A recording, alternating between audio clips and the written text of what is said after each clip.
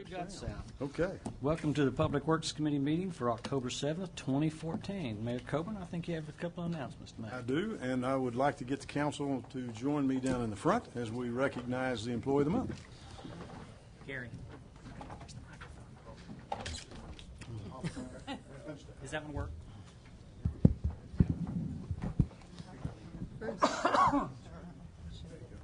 You're all in your old man glasses.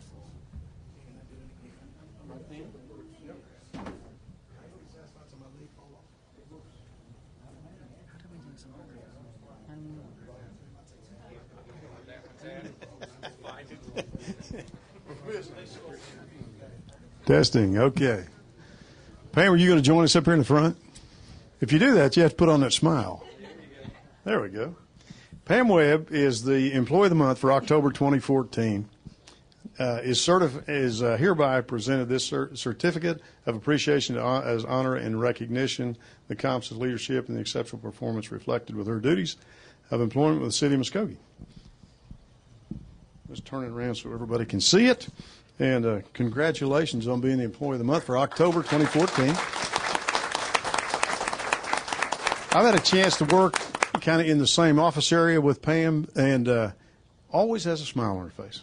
Always. And I really appreciated that about you. Oh, well, thank you. Do you want to say something? I very much have enjoyed my past year here with the city. It's been a lot of fun. I've really enjoyed working with everyone, getting to work with the coworkers I do every day, the people in the community I've had the opportunity to meet, and I'm just very honored, and thank you very much.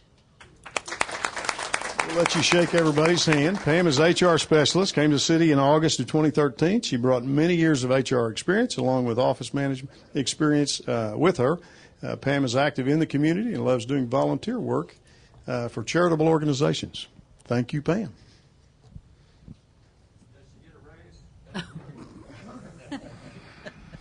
Yes. Okay, now we need Officer Peters and Bosco to come and join us.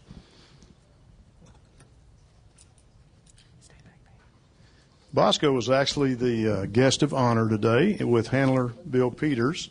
Bosco has been with the city for 7 years in active duty in the K-9 unit, along with Bill. And as you will remember, in 2013, they were recognized as K-9 Team of the Year by the state of Oklahoma. Bosco has served as a SWAT member, tactical patrol, search and rescue, drug and weapons search, educational tour, and protection of fellow officers. And we even have an officer or two in the room that by experience, could say that Bosco has been a significant part of saving my life on more than one occasion.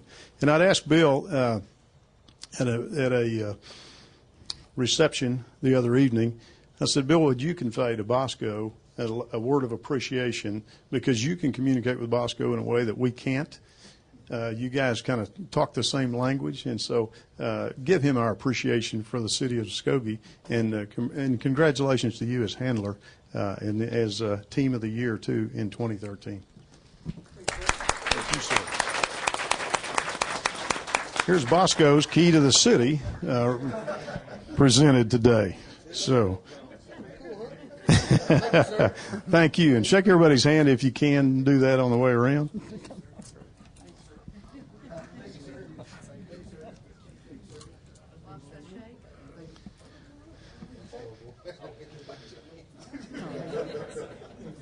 Bosco's last day of duty was, I want to say last Thursday? On the 27th. And I got a radio recording of them signing off his service that day, which is quite an emotional deal for both of them. I know quite well that it was, but we appreciate that service to the city of Muskogee. Thanks, Bosco. Thanks, Bill Peters.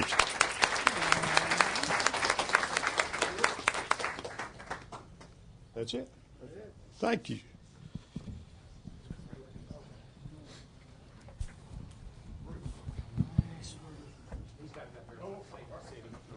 Volume.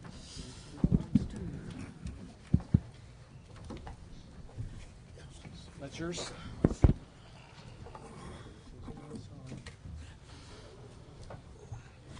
In preparation for the State of the City address, which was last Thursday,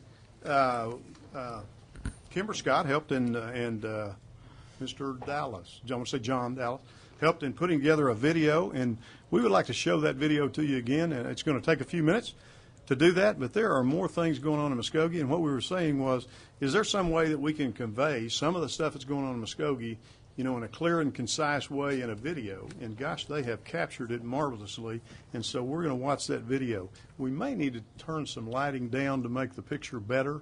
If somebody can help us with that if we need to.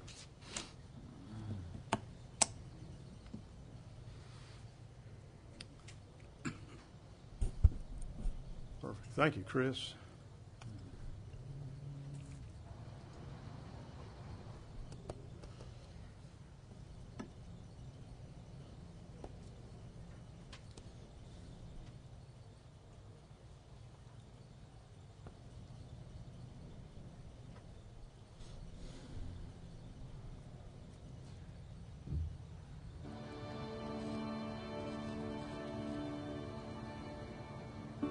In June 2014, voters approved Proposition 1 and Proposition 2, which continues to improve 8 problematic drainage basins and replacement of approximately 70,500 feet of sanitary sewer line. All revenue from Proposition 1 will be used for sanitary sewer rehab projects in compliance with the ODEQ. Proposition number 2 is used for several capital improvement projects, including the approximate $4.5 million addition to the MLK Center, a community staple which provides after-school, night hoops, and summer youth feeding programs. This project is expected to break ground in January. Also included is the extensive demolition of unsafe structures and the Housing Incentive Program.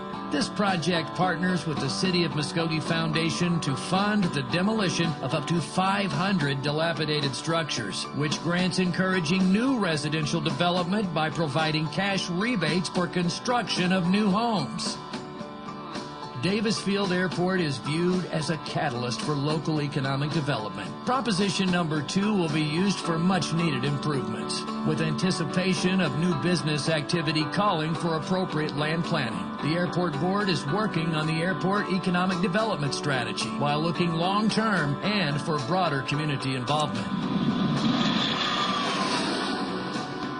Barge tonnage for 2013 surpassed that of the previous year by 18%, just short of a port record. It was the best year statistically since 2007.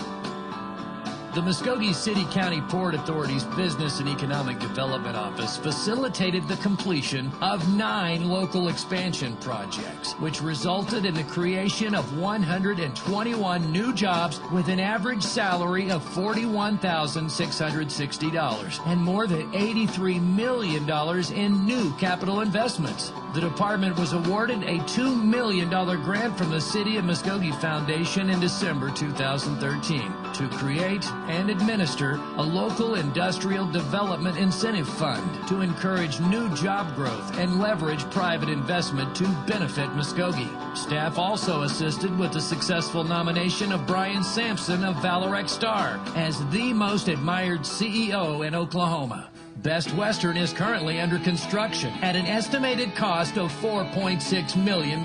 They plan to open in December 2014. The Muskogee Express Wellness Urgent Care Facility will open in February 2015. The Springs at Otter Heights will feature 115 private rooms and suites, with an anticipated opening in spring 2015. Positive economic changes have encouraged businesses to join Muskogee or expand their presence within the community.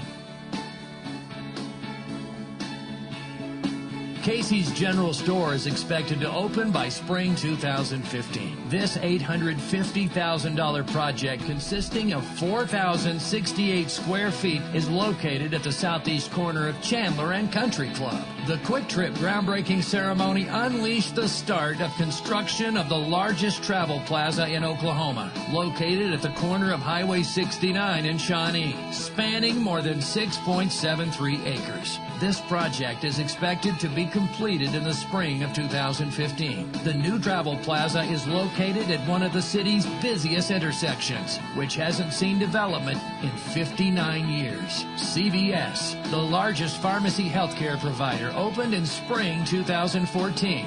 A new Come and Go is built at the corner of Hancock and York.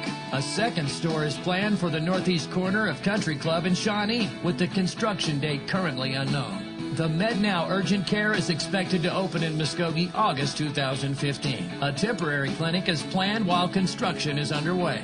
Homeland on Chandler Road will incorporate a 4,000 square foot Ace hardware store. The Ace portion will include more than 16,000 hardware products in addition to Homeland's grocery offerings. Projects funded by the 2013 bond issue include changing the landscape of Muskogee High School with the addition of new buildings which are expected to be completed by December 2015. ICTC's Health Sciences and Connor State College Nursing and Allied Health buildings are expected January 2015. Collectively, they span more than 56,000 square feet and cost approximately $13 million.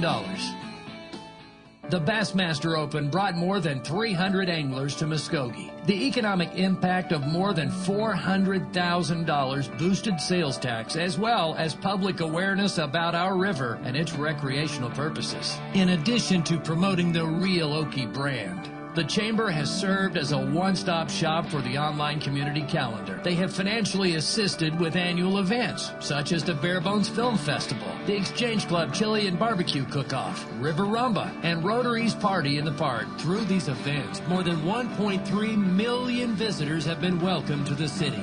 MPD purchased 25 new Dodge Chargers and 6 Chevy Tahoes to improve officer safety. The total cost of these vehicles is approximately $650,000 to be paid out through a 5-year lease. A $650,000 first responder multi-agency training tower broke ground in August 2014. Honor Heights Park has expanded to include more family-friendly activities, including the construction of a new $336,000 playground, funded in part of the City of Muskogee Foundation, and playground vendor Game Time. The Papillion Butterfly House at Honor Heights Park continues to be a tourist attraction for Muskogee. The Papillion boasts a colorful array of flowers, which attract native butterflies to the gardens, as well as a state-of-the-art enclosure, allowing you to walk among free-flying butterflies and discover the amazing world of these glorious insects.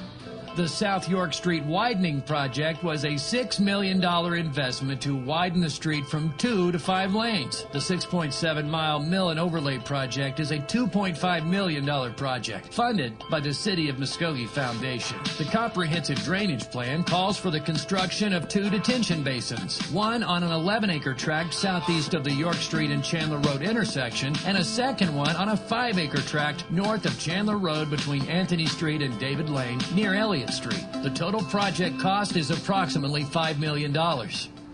Green Hill, one of the oldest cemeteries in the state, recently unveiled a new monument designed to honor unknowns within their property. Muskogee Marble installed a granite monument recognizing the area of the cemetery which houses the unknowns. The remodeling of the shop building and construction of the new pavilion was completed November 2013. The $273,000 project was completed using the Cemetery Care Fund. Muskogee Little Theater is a $6.5 million, 15,020 square foot performing arts center near downtown. $5.5 million of this project was funded by the City of Muskogee Foundation. The Hunts building was demolished, allowing the Civic Center to be directly viewed from Broadway, increasing and promoting the downtown area through community events and involvement. Downtown Muskogee Incorporated, the Muskogee Chamber of Commerce, and the city have volunteered to take equal responsibility for different aspects of the downtown development plan. The Chamber is spearheading the creation of a wayfinding signage plan to make it easier for residents and visitors to find and enjoy downtown. downtown attractions. DMI is identifying unique districts within downtown and proposing streetscape approaches and standards to beautify and make downtown more of a draw. The city will lead efforts to build a series of attractive and useful downtown gateways to create a unique sense of place and significance for downtown. A Veterans Plaza is being considered as part of the Downtown Development Plan to recognize all U.S. veterans who have served, are serving, and will serve this great country. An incredible educational tool for children and adults. The plaza will bring people together to recognize U.S. military veterans responsible for protecting and ensuring our inalienable rights of life, liberty, and the pursuit of happiness.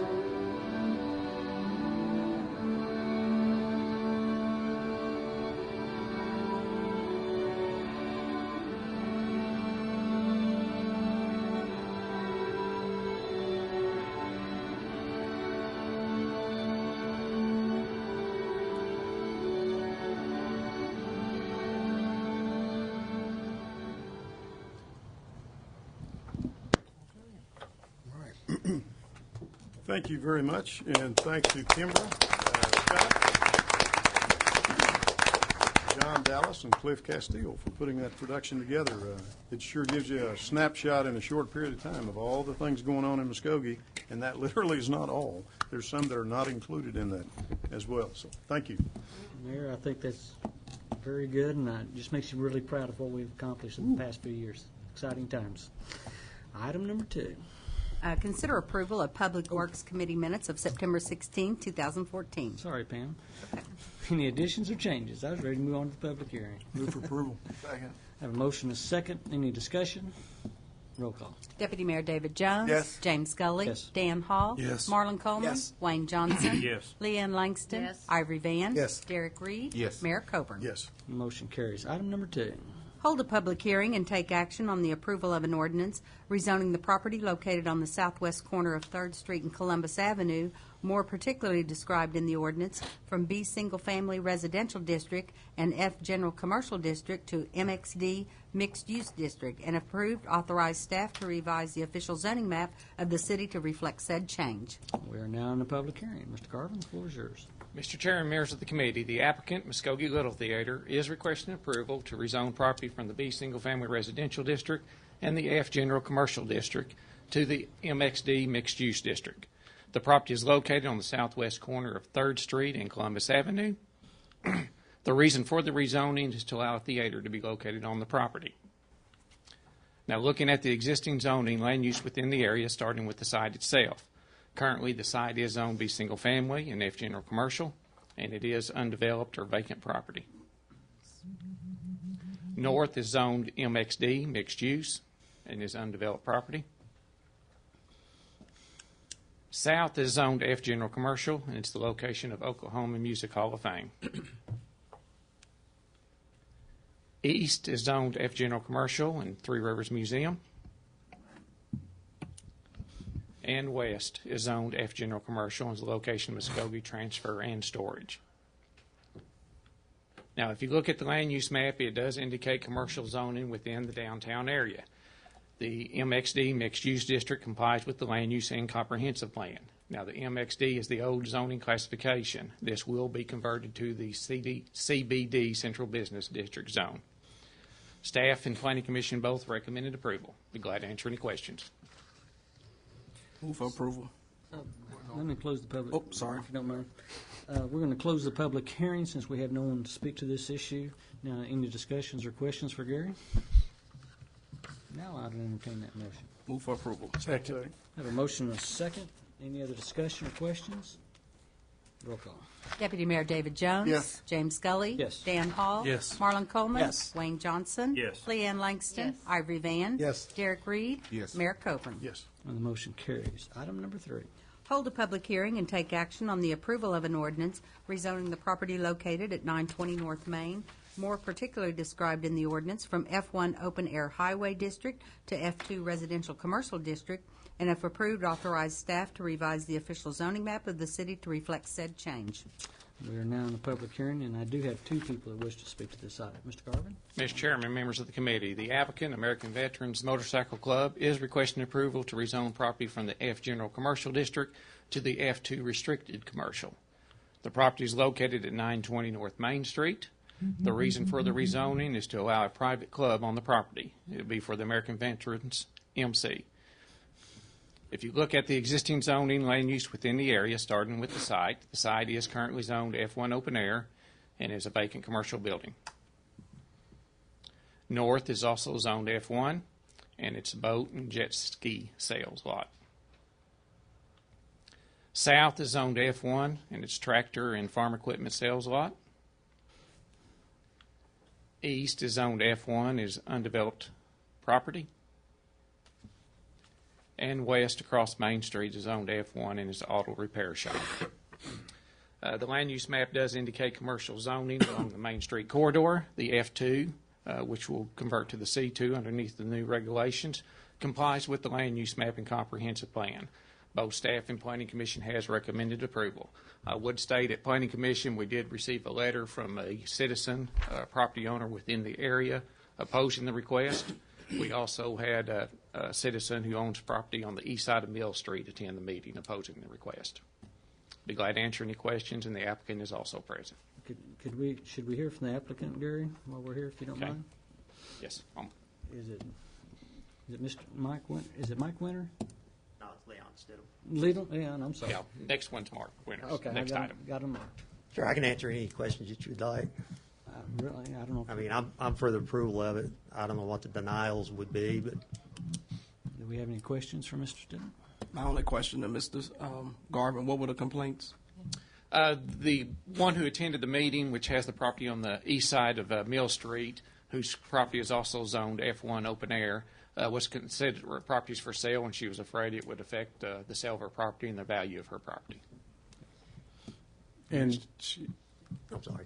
and she also had a concern about the sale of alcohol that close to that house and it causing her, she's got a for sale sign in that yard, and she thinks if there's a bar put there that it won't sell. But the deal is this is not a public bar it's a private club. Right. And so the people that she thought would show up at this club would not actually show up there. That was one of her concerns. Right. It's only a motorcycle club for veterans. Yes. Correct. Thank you, Leon. And on her property, where the railroad tracks where they're at, where the change cars are, you hear bumping and clacking over there. That's what's going to affect her property more than what we are. I mean, they're a whole lot noisier than we are. Okay. Thank you, Leon. There's Mr. Garcia. I'd like. Actually, I am with the club, and I'm also an attorney out of Tahlequah. Looking at the proposed use with the plans that the city of Muskogee has had for development and everything else, I can't see that this would cause any significant detriment to anyone within the city. In fact, would actually allow, with a lot of the proposed changes and the Veterans Park and things like that are being implemented, to actually add to what the city of Muskogee has to offer for visitors and tourists, that we're actually here with an American Veterans Motorcycle Club supporting our vets across the state. We raise funds, we distribute monies and donations. We have rides planned to the Tallahena Vet Center, plus the other functions that we do for children, the toy runs, the candy drives, and the coordination with other clubs. And it also adds to the tourism that we have here, promoted in Muskogee as a central hub for motorcyclists and things like that. So I can't see that there would be any detriment to the city as a whole. Thank you. Do we have any questions for Mr. Garcia? Seeing that we had no other speakers for this item, we're going to close the public hearing. Any questions for Mr. Garvin? Move for approval. Second. I have a motion and a second. Any other discussion? Roll call. Deputy Mayor David Jones. Yes. James Scully. Yes. Dan Hall. Yes. Marlon Coleman. Yes. Wayne Johnson. Yes. Leanne Langston. Yes. Ivory Van. Yes. Derek Reed. Yes. Mayor Coburn. Yes. And the motion carries. Item number 4. hold a public hearing and take action on the approval of an ordinance rezoning the property located at 3900 Chandler Road, more particularly described in the ordinance, from A Agricultural District to E Office and Personal Service District, and if approved, authorize staff to revise the official zoning map of said city to reflect said change. We are now in a public hearing. Mr. Garvin. Mr. Chairman, members of the committee, the applicant is requesting approval to rezone 1.8 acres from the A Agricultural District to the E Office and Personal Service District. The property is located at 3900 Chandler Road. The reason for the rezoning is to allow a boys group home to be located on the property.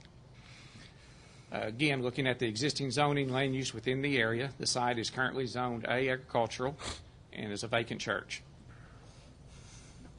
North is Zone D multifamily and is undeveloped property. South is Zone B single family. There's a single family dwelling and undeveloped property, and that is across Chandler Road. East is Zone F1 open air highway, and there's a single family dwelling. West is Zone D multifamily and E1 local commercial, and is also undeveloped property. The land use map also indicates commercial zoning along the Chandler Road corridor. The E zone, which under new regulations will be the C1 zone, complies with the land use map and the comprehensive plan. This item was recommended for approval by staff. Planning Commission moved it forward without a recommendation. I would state that we had 2 citizens and property owners within the area attend the meeting opposing, Mr. Fletcher and Mr. Tennant, and I think they have both signed up to speak. The applicant, Mark Winters with McCoy's, is also present to answer any questions about the request. Would you like to hear from Mr. Winters since he's making this request first, and then hear the 2 applicants or 2 other speakers? I'd probably like to hear the speakers first, I guess. Speakers first? All right. Mr. Tennant, if you'll come to the microphone. Name and address for the record, if you don't mind. My name's Tom Tennant, and I own property directly across from this piece of property we're talking about. Okay. I'd like to say first off that I have nothing against the McCoy organization. This is a business thing that I'm considering. I own the property directly across the street. I own the property on down Chandler a little ways toward the east. I certainly do hope that this doesn't go through. I believe it's going to be detrimental to the development, the commercial development along Chandler. I bought property over 15 years ago. Some folks have had it a lot longer than that, with the idea that someday soon it would develop into commercial building along there. It's taken a little longer than I anticipated. I've been paying taxes for over 15 years, and I'm mowing the grass on another piece of property, and I don't live there. So this is not somebody who lives close by might have other concerns and other fears concerning this development. I'm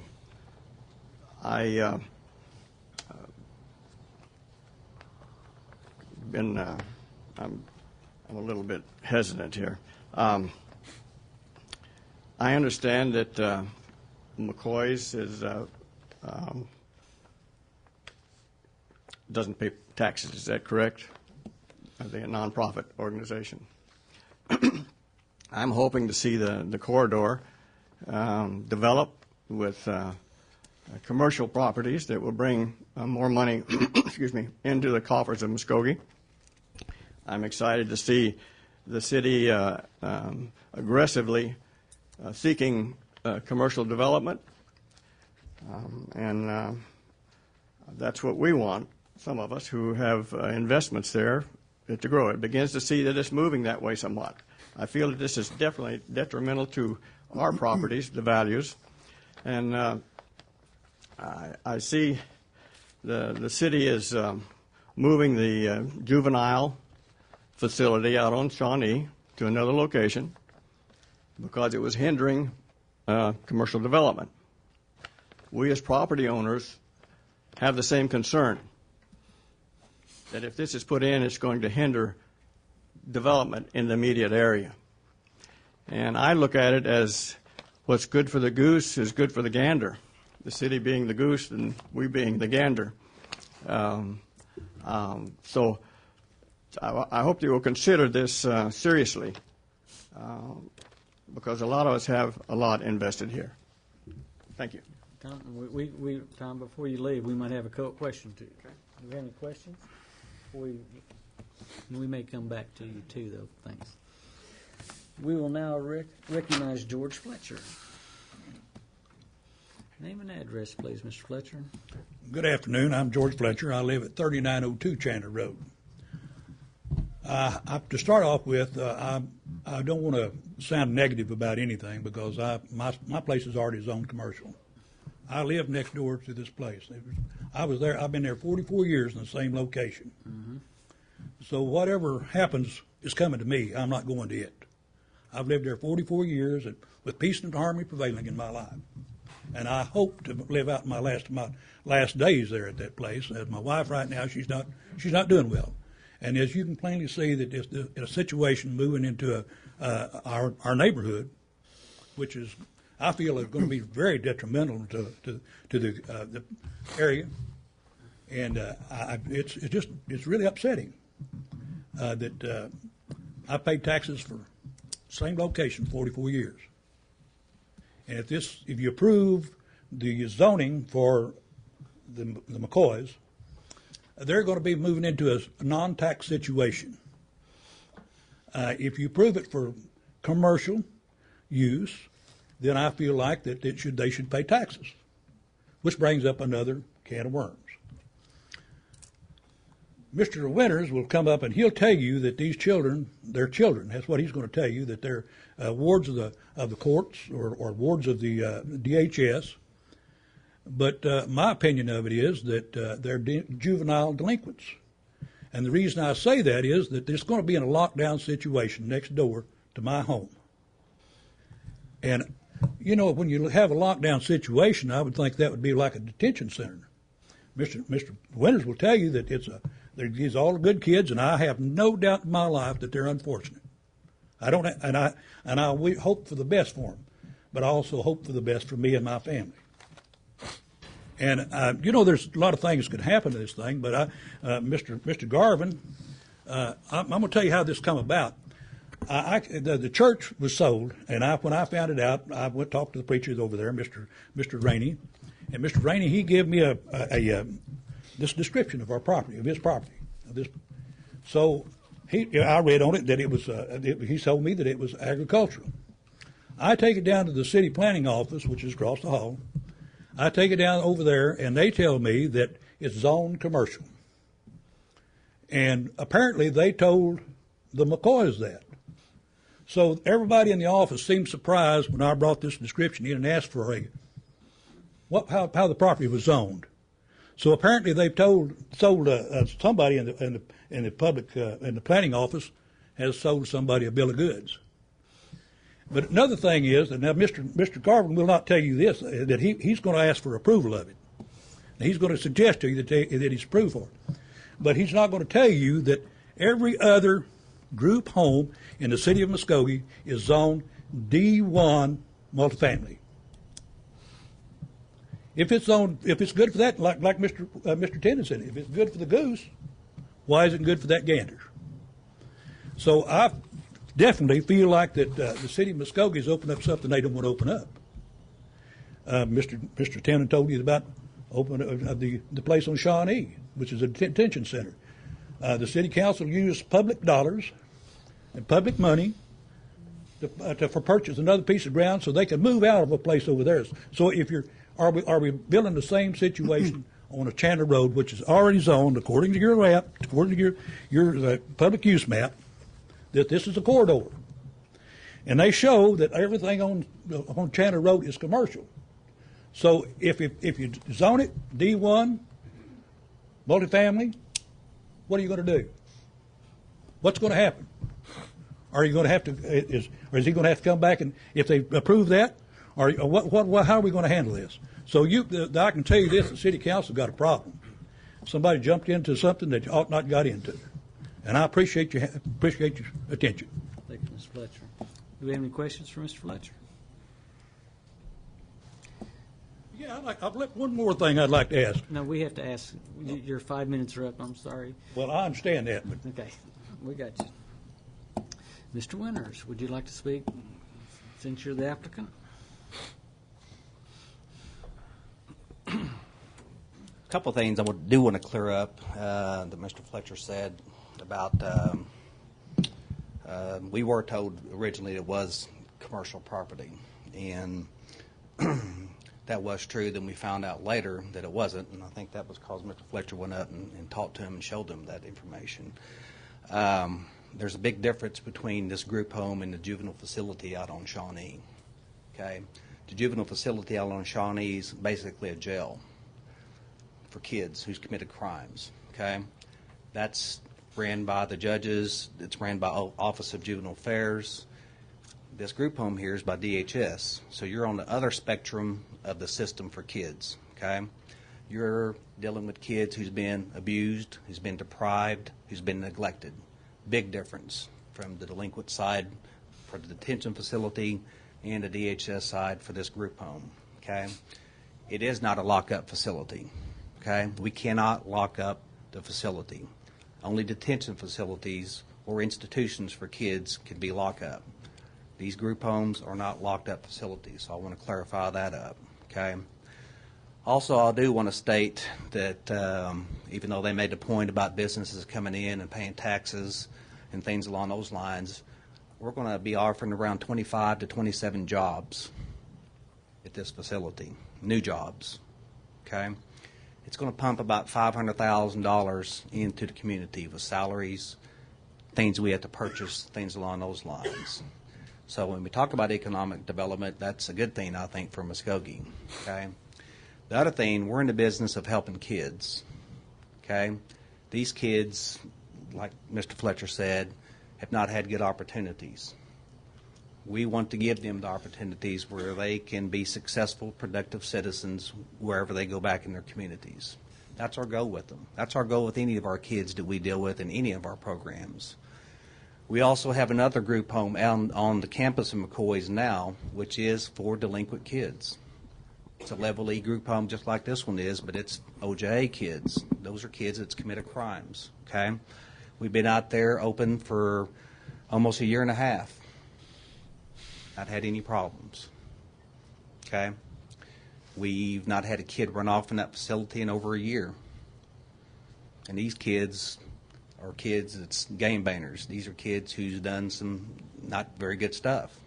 Okay, we feel like we're kind of experts in the kids' business. We've been doing it. I've been in McCoy's for 21 years. I don't know everything, and I'm not claiming to know everything, but I think we do a pretty good job of kids. I think we do a pretty good job of, redirecting them, and try to keep them from getting into the adult system. That's one of our goals, is to do that. And you know as well as I do, it's a whole lot more expensive once they become adults and get into the correction system, prisons and things along those lines. So what we look at, it's prevention, it's intervention to try to keep them from getting further into the system. And yes, we've had kids that failed it, ended up in adult corrections, but I guarantee you we have a lot more higher rate of doing good with kids than we do on the other end. So I'm also here to answer any questions that you guys might have, confusion or anything along those lines. Mr. Winters, how many boys are we talking about? 16 boys, ages 13 to 17. And I'm going to assume you can elaborate that they are securely managed. Do what, sir? They are securely managed. Yes. In other words, they're not Yes. just going back and forth at will. There'll be appropriate staff to supervise them. And I read somewhere, and I don't remember exactly where, to quote this statistic about how for every positive experience that a troubled juvenile has, it contributes positively to the economic base. Sure. And to their contributions to society. And so being raised in New Orleans in the late 80s, early 90s, could have easily had been troubled youth if it had not been for programs such as the ones that you are facilitating and running And so, I don't know, Mr. Chair, are we ready for a motion? We're still in I have a public hearing. question. Mark, just to kind of clear up some of the statements that have been made and everything, because, answer me this, is it possible that some of these kids can have criminal backgrounds? Yes, they could, but for the most part, they've been adjudicated as deprived and as been abused or neglected. That's the main reason why they're in the custody of child welfare. So that supersedes any of the things that they might have done delinquent. But that's through the state, but Yes. they can still be That's the court that- system do that. Yeah, but So they can what- still be that troubled kid, though. Yes, but for Okay. the most part, their problem's going to be what I just said about deprived, abused, or neglected. Now, if the kid has more delinquent charges, then that's where OJA comes in. So that's where the judge makes that determination in which, agency that they will be under on that. And Mr. Winters, according to state statute, Yes. their records are treated differently when they have criminal activity versus when they reach a certain age. Is that correct? Sure. Yes. Where are these kids now? Where are these kids now? Who's asking? David? Yes. Right now, the state, if you've read about DHS and their lawsuit that they're under right now, they developed a pinnacle plan to address some of the issues the state had with kid services. There's over 11,000 kids in the state of Oklahoma that's out of home placement, that's not with their families. 11,000. There's almost 300 kids right now waiting placement for programs like this. So where they're at right now is in shelters, in lower level other group homes, all over the state. So there's quite a few kids that's needing this service across the state. So we talked to child welfare about this. We told them that we would like to propose the program for, this. And they've accepted that proposal, and they're wanting us to move forward with it. Okay, thank you. And I've dealt with kids for almost 22, 23 years also, and some of the times the same kids. So I don't want to come across as being negative towards this program. Sure. But I do have some concerns because it is a valid question when someone says about the juvenile detention center, and then we're putting not the same kind of center there, but we're wanting to develop corridors in Muskogee that produce economic development. Mm-hmm. And this is kind of a little bit away from economic development, and that's my issue with this. So, and I kind of wonder, why did y'all pick this area? Was it for price or? Yes, that was the big part of it. I mean, to build a facility that we would need in the time frame for what they're wanting, they wanted us to have this open July 1 of this past year, but there was no way we could do that. They are in so need of programs like this that, so we looked around, and to build something in the time frame that we needed, it wasn't possible. So you're talking about the cost is going to be a whole lot more building something than buying like we did in existing the church that's there on Chandler, which we got a good price on it. So what I'm putting into it, to remodel it, to redo it, is way cheaper than it would be if I had to go out and build a brand new one. So that played a big part of it. Back to the number of the youth, what's the adult youth ratio? What would it be? What would The staff ratio to kids, 6 to 1. 6 to 1? Mm-hmm. And also, I do want to mention that these kids will go to the public schools if they're reached a high enough level. They will be in the public schools. So as far as that's a call on our part. If we feel like that they can maintain in the school system and they've worked towards that, then they can go to the public schools. We're not going to send kids that are bad to the school system to cause problems there. Are these going to be local youth, or will they They can come from northeastern Oklahoma in this area. And this program is a little different than what the other group homes in the state are. I think DHS has realized that what they've been doing in the past is not working. So we're doing this a short-term deal. So what we do is identify the kid when they first come to the program. If they have someone that they can go back to after they complete our program, we start working with that uncle, aunt, grandma, mom, dad, whoever it might be, from the time they get through our program to the time they leave. So they won't complete our program in 7 months and just say, hey, you're going to go to this home here, try to make it work. That whole time that they're there at our program, we'll be working with that family that they're going to go to make the reintegration a lot more smoother, make it a smoother transition, which I think is key to the success of that kid and that family. You mentioned 7 months. Is that a regular time frame? No, some of those group homes that they have across the state, they can have them up to 3 years in those programs, and they're just sitting there and ain't doing them a bit of good. So this is the different mindset, different philosophy that we're taking on dealing with these kids. So your goal is to move them back as quickly as possible? Yes, with 7 a months. Stable, okay. Yes. You get them warehoused all over the state like it is now, and you're not doing that kid any good at all. Any kind of perimeter fencing or anything, Mark? Will it just be literally an open campus? No, we'll have some fencing up in the front where the area where they go outside and play. So we're in the front from probably about halfway between Chandler Road and the building, we'll probably put a fence up there for a little area for them to be in, to stay and play. What's the design of that fence, if you don't mind me asking? It's not going to be one of those tall ones like it's all out on Shawnee with razor wire on it. So don't. Well, that's the question. I mean, we're talking about perception. Just a wood fence, like a privacy fence, just like you'd have in the home.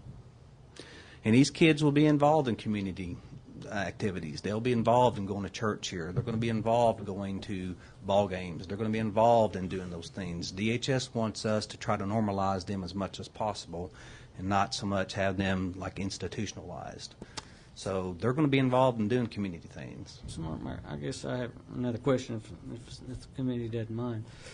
Let's just say business XYZ says, I want that property, and they offer you 3 times what you paid for it.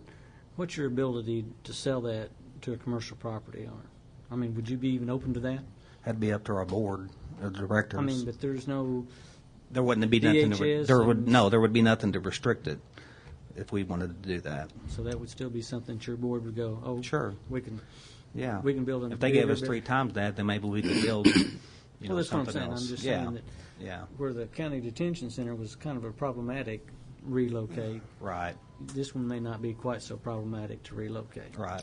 Okay. Right. Mr. Chair. Pretty drastic comparison. Big drastic comparison between the two. Yeah.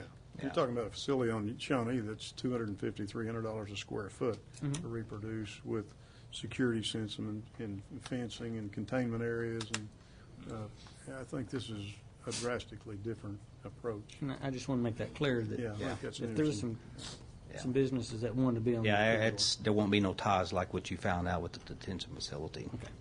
Well, is there anything that restricts you from changing if you get this authorization to then a higher level or whatever, lower level, higher level, whatever that is, to require, contained, fenced, enclosed campus, say a year or 2 or 3 down the road, the money dries up for the facility you're doing here, anything that keeps you from putting then, because you now have the approval, moving into a more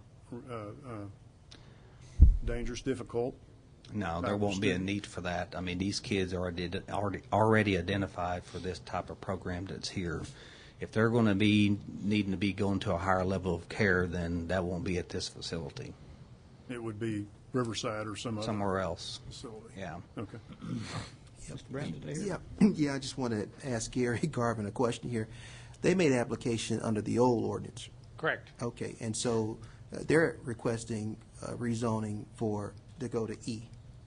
Correct. Okay, and so this community group home, more than 8 people, it requires special use under C1. Yes. So that means that it will be grandfathered in? Yes. Okay, and so any expansion any would expansion? have to go through the Board of Adjustments and get Okay. approval if they altered it or changed it in any way.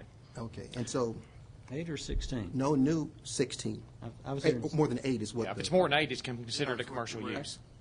And so which means that if they wanted to expand their use past this, they would have to get an approval. If someone wanted to move in commercially, they couldn't just move in, without meeting the C1 district, right? You'd have to comply with the uses allowed in the C1, but in this case, if he tried to change it to some other type of use or facility, group home facility, he would have to go through the Board of Adjustments and get approval. As far as being bigger than what it is, 16 is the maximum they'll allow. That's a federal law. When you got a placement or a group home program like that, the 16 is it. Any other questions for Mr. Winters before I close the public hearing? Seeing none, Thank you. We'll now close the public hearing. Any other questions or discussion? Move for approval. Second. I have a motion second, but I do have a questions for Mr. Garvin. Here, at some point in time, we're going to rezone that property, more than likely. Is that not correct? Over time, Mr. Winter's property and all that other development is probably going to be, we're probably not going to leave it as agriculture for. No, and the request is to rezone to E, which will be the C1, which is a commercial zoning, Okay. which is what this facility requires. And that's what most of the other property is. Everything through there, if you look at the land use map, it tells you that we want office, personal services, restaurants, and retail within this corridor. Okay. And this is considered commercial use as a service, so it complies with the comprehensive plan and the land use map. Now, once it's zoned E1, it could open up as a retail, it can open up as a restaurant. Any of those uses allowed within the C1 use. Any other discussion, questions? My concern is we're wanting to develop this as a commercial corridor. When you're looking at a group home that's on a major intersection here along Chandler, that's a very trafficked intersection. I think we have to take in account the residential areas and the residential homes along that intersection. I don't think we would even question the success of McCoy's in this area. It's a fantastic opportunity, or the success of students. I think what we're here to decide is whether it's appropriate for that area and for that land use, and that's my concern. And that was also the concern of the Planning and Development Committee, and that's why nobody passed it, nobody pushed it through, and it was just kind of a give it to the city council to figure it out, because nobody in the Planning and Development wanted to touch this. Okay. Any other discussion or comments? So we need to send it back to Planning and Development. Mr. Chairman, I feel like I need to make one comment. They are requesting to zone to the E, which will be the C1.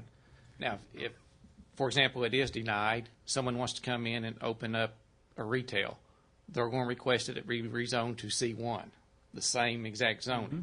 So you just need to keep that in mind, because it does comply with the land use map and the comprehensive plan. So I'm aware of that. That wasn't the answer we were looking for. No. Mr. Chairman, I will say, regardless or irregardless to this debate, that our sheriff will probably appreciate us elaborating to some extent that a juvenile detention facility is set up with a planned program where the juvenile is returned at some point to their parent or to their legal guardian versus a jail, whereas a jail, you're just expected to be returned into the general public and be on your own. So I wanted to be very clear that we understand there's a strong difference between a jail and a detention center. Absolutely. Any other discussion or comments? I have a motion and a second to approve the rezoning. Is that correct, ma'am? Yes, sir. Roll call. Deputy Mayor David Jones? Yes. James Gully? No. Dan Hall? No. Marlon Coleman? Yes. Wayne Johnson? No. Leanne Langston? Yes. Ivory Van? No. Derek Reed? No. Mayor Coburn? Abstain. I'm a board member on McCoy's. So it'll be Did not pass. did not pass. That's what my count was. So the motion is denied. Item number 5. Hold a public hearing and take action on the approval of an ordinance to close the Francis Street right-of-way located between Spruce Avenue and Reeve Street and the 16-foot alley lying within Block 5 and 12 of Pickens Edition, more particularly described in the ordinance, providing for severability and setting an effective date. We're now in the public hearing. Mr. Garvin. Mr. Chairman, members of the committee, the applicant, John and Diana Reynolds, is requesting approval to close Francis Street between Spruce Avenue and Reeve Street and a 16-foot wide alley lying within Block 5 and Block 12 of Pickens Additions. The reason for the closure is to allow the property to be developed commercially. They are proposing an Aldi grocery store on the property. At the subdivision meeting, it was determined that there is electric line that is located within Francis Street. However, OG&E has stated that they will be relocating the line. No other utilities are located within the streets or alleys proposed to be closed, and Subdivision Review Committee and Planning Commission both recommended approval. Be glad to answer any questions. Any questions? Is there an actual? On the map, it shows the alley closed all the way to Austin. Is that correct? That is correct. We will not close a portion of an alley. It has to be from intersection to intersection. All right. My question was going to be, is there a permit on record for Aldi? No, there is not.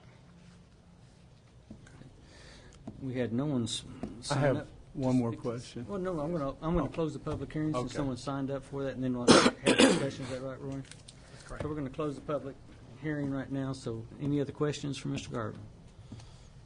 Am I doing okay? Okay. Mr. Garvin, that alleyway, who owns that property right now? Right now, it is city right-of-way. It's considered right-of-way, the city. Okay, so if we close that alleyway, who's that property go to? Once we close it, if council recommends to close it, it's just closed to public use. Now, the next step is for them to file a petition to district court. Once that's vacated, then property owners on each side will obtain additional property to the center of the alley. In other words, the center of the alley, everything on the east will go to that property owner, everything on the west side of the center will go to the property owner on that side. Dang, I was trying to figure out a way the city could make some money off this. To the budding property owners. Appreciate your interest, though. I was trying to think we could sell a whole lot of alley. Same way with the street. It'll go to the budding property owners. That's probably why the legislature did that. Move for approval. Second. Have a motion and a second. Any other discussion or comments? Roll call. Deputy Mayor David Jones. Yes. James Scully. Yes. Dan Hall. Yes. Marlon Coleman. Yes. Wayne Johnson. Yes. Leanne Langston. Yes. Ivory Van. Yes. Derek Reed. Yes. Mayor Coburn. Yes. And the motion carries. Item number 6. Consider approval of a preliminary and final plat of Patco Edition consisting of one lot on 2.81 acres located on Military Boulevard east of 32nd Street, or take other necessary action. Mr. Garvin. Mr. Chairman, members of the committee, the applicant is requesting approval of the preliminary and final replat consisting of one lot on 2.81 acres. The property is located on Military Boulevard, just east of 32nd Street. If you're familiar with the Best Western, it's currently being under construction. It is directly west of that construction site. The reason for platting the property is to allow a hotel to be located on the property. They are proposing a Hilton Home 2 hotel, which is an extended stay hotel, to be located on the property. Improvements are existing. However, at the Subdivision Review Committee, it was determined that the fire department wanted an additional fire hydrant to provide fire protection for the hotel, and they have agreed to that additional fire hydrant. Staff, Planning Commission, Subdivision Review Committees all recommended approval. Be glad to answer any questions. Are there any property owners affected by the new plat? No, just the one where the current property we're looking at. All right. Any other questions? I'll entertain a motion. Move for approval. Second. Have a motion and a second. Any other discussion? Roll call. Deputy Mayor David Jones. Yes. James Scully. Yes. Dan Hall. Yes. Marlon Coleman. Yes. Wayne Johnson. Yes. Leanne Langston. Yes. Ivory Van. Yes. Derek Reed. Yes. Mayor Coburn. Yes. And the motion carries. Item number 7. Receive, report, and take action on increasing citywide cleanup program days from once a year from once per year, as well as consider approval of an ordinance amending the City of Muskogee Code of Ordinances by amending Chapter 82, Utilities, Article 6, Refuge Collection, by amending Section 82-746, Violation and Penalty, establishing a fine for violation of $500, providing for repealer severability, and declaring an emergency. Councilor Coleman. Mr. Chair, members of the committee, I have a recommendation to us on tonight because we want to be a little more proactive about trying to make certain that we have a cleaner Muskogee as far as our city is concerned. You could just do next if you want. Here's a picture I took not far from my home on today regarding illegal dumping, which you can see is clearly unclear. It sends an indirect message to those people who dump in the city, and I think that indirect message that it sends is no one is watching, no one is concerned, and no one is fining, And you'll also notice that the fine is $100, which is incorrect. The current fine for dumping is $200, incidentally, which in the state of Oklahoma, we fine more for prostitution than we do for illegal dumping. Here's our current situation in coordination with our waste management. We have 4 annual free dump days throughout the city where the citizens of the city can participate in: March 29th, April 12th, June 7th. And for those in our listening audience who would like to know, the next one is October 25th. We currently have a hazardous waste event for household pollutants. The Public Works Department sponsors a citywide cleanup program where 1 bulk pickup per residence 1 time per year is allowed from January through November, which basically means that our residents can schedule to have 1 major pickup done at their residence where they may not have to actually physically appear at the dump. Here's another situation that highlights the many cleaning activities that we are currently undergoing within the city of Muskogee. And here's what we're up against if we don't do anything at all. All of us are familiar with seeing the infamous sofa on the yard, sofa on the empty lot, which is courtesy of those individuals who carelessly dump in our city. Here's what we're asking that be done tonight, that we look at a phase 1, which is to pass an ordinance increasing the fine or illegal dumping from $200 to $500. I see no need to offer any bit of sympathy towards those people within the city limits or those who come from outside of our city to illegally or carelessly dump trash in our community. Phase 2 is to add 1 additional residential bulk pickup to the Public Works citywide cleanup program, where our residents will not only have 1, but they'll have 2 days where we can actually go to their home. Phase 3 that I have been coordinating with the sheriff on is to develop a strategic action plan to be coordinated between the city of Muskogee and the Muskogee County Sheriff's Office, where we work hand in hand to come up with a plan where we can actually have a better policing program in place to try to eliminate the problem as well as raise the penalty. And here's the message that we're trying to send to those people who illegally dump, that no dumping is allowed in our great city of Muskogee. Certainly with all of the positive activity that we have going on now, we want to take proactive steps, however small they may be, towards making certain that we can eradicate that as being an issue for our city. And with that, I will be glad to take any questions. I really love the program. I think it's a great idea. I guess my question would be on the additional pickup day. What about the additional load on the sanitation department? Mr. Stewart may be able to speak better to that than I can. The citywide cleanup program is not ran by the sanitation department. It's actually handled through environmental control. And the way it works currently, we only have Mondays that we actually have to go out and pick it up. That's the bulk of it. It would just continue out through the year. It really wouldn't be that big of a load to go back. And by the way, what the counselor's asking for is to go back to what we used to previously offer. We did have 2 days available to the public several years back, but that's one of the items that we cut when we did budget cuts several years ago. So it wouldn't be that big of a load to the department. Okay. I'm sorry, how much? He didn't ask how much. He just asked if it would be a load, but it'd be about 15. It'd be 12 to 15,000.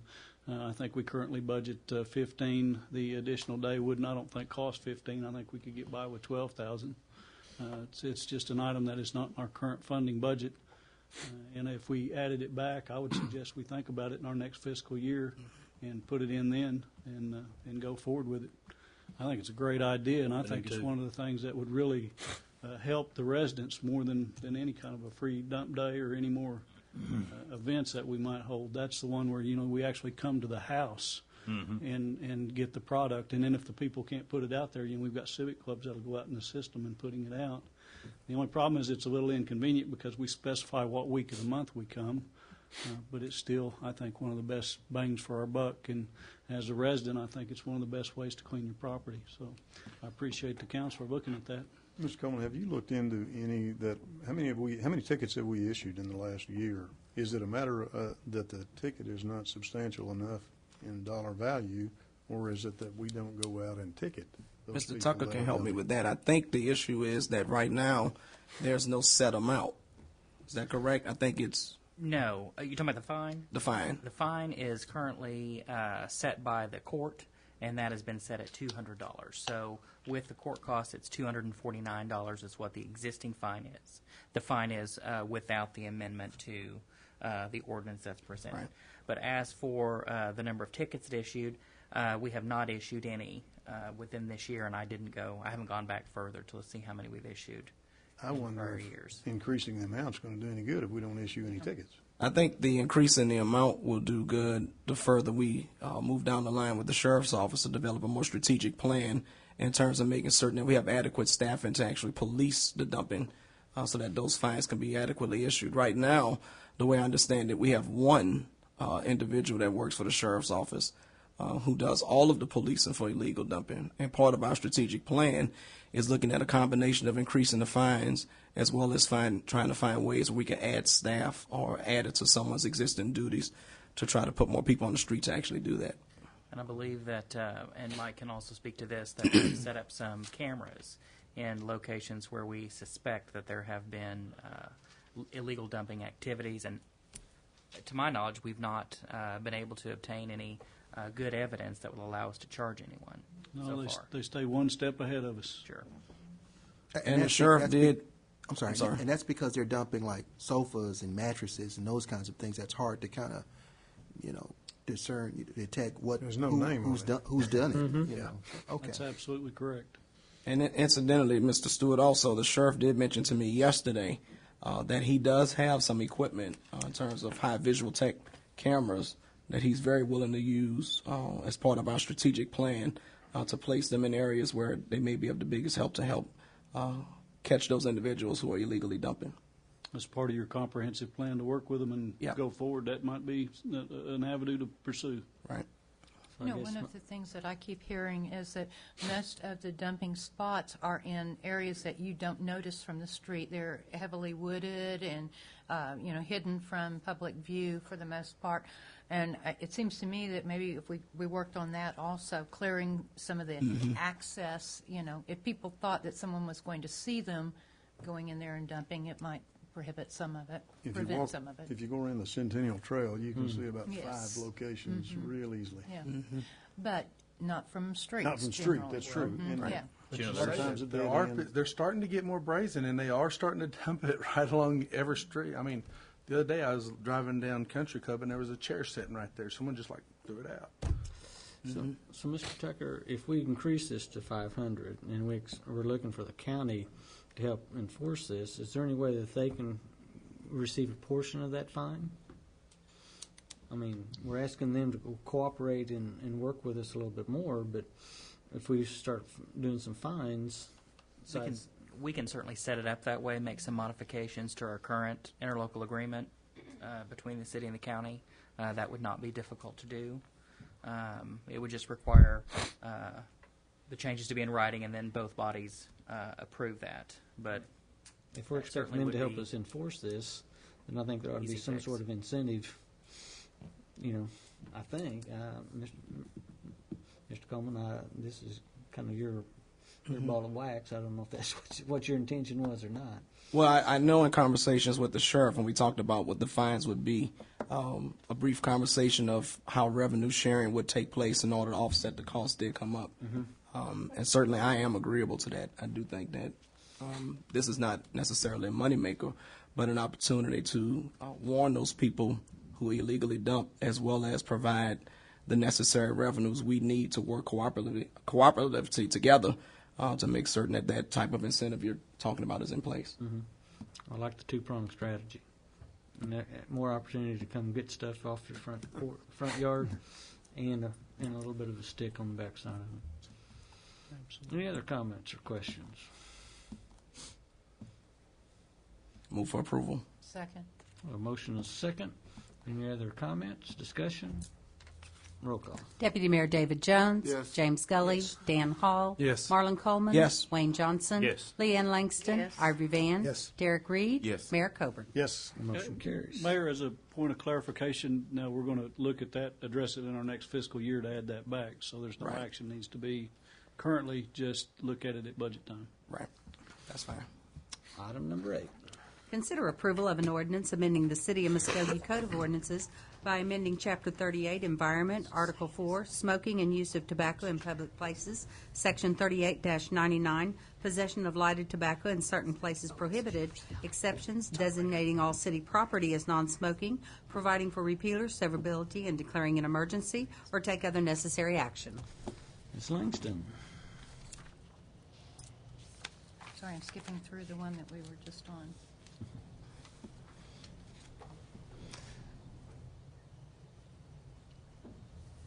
Rates 2.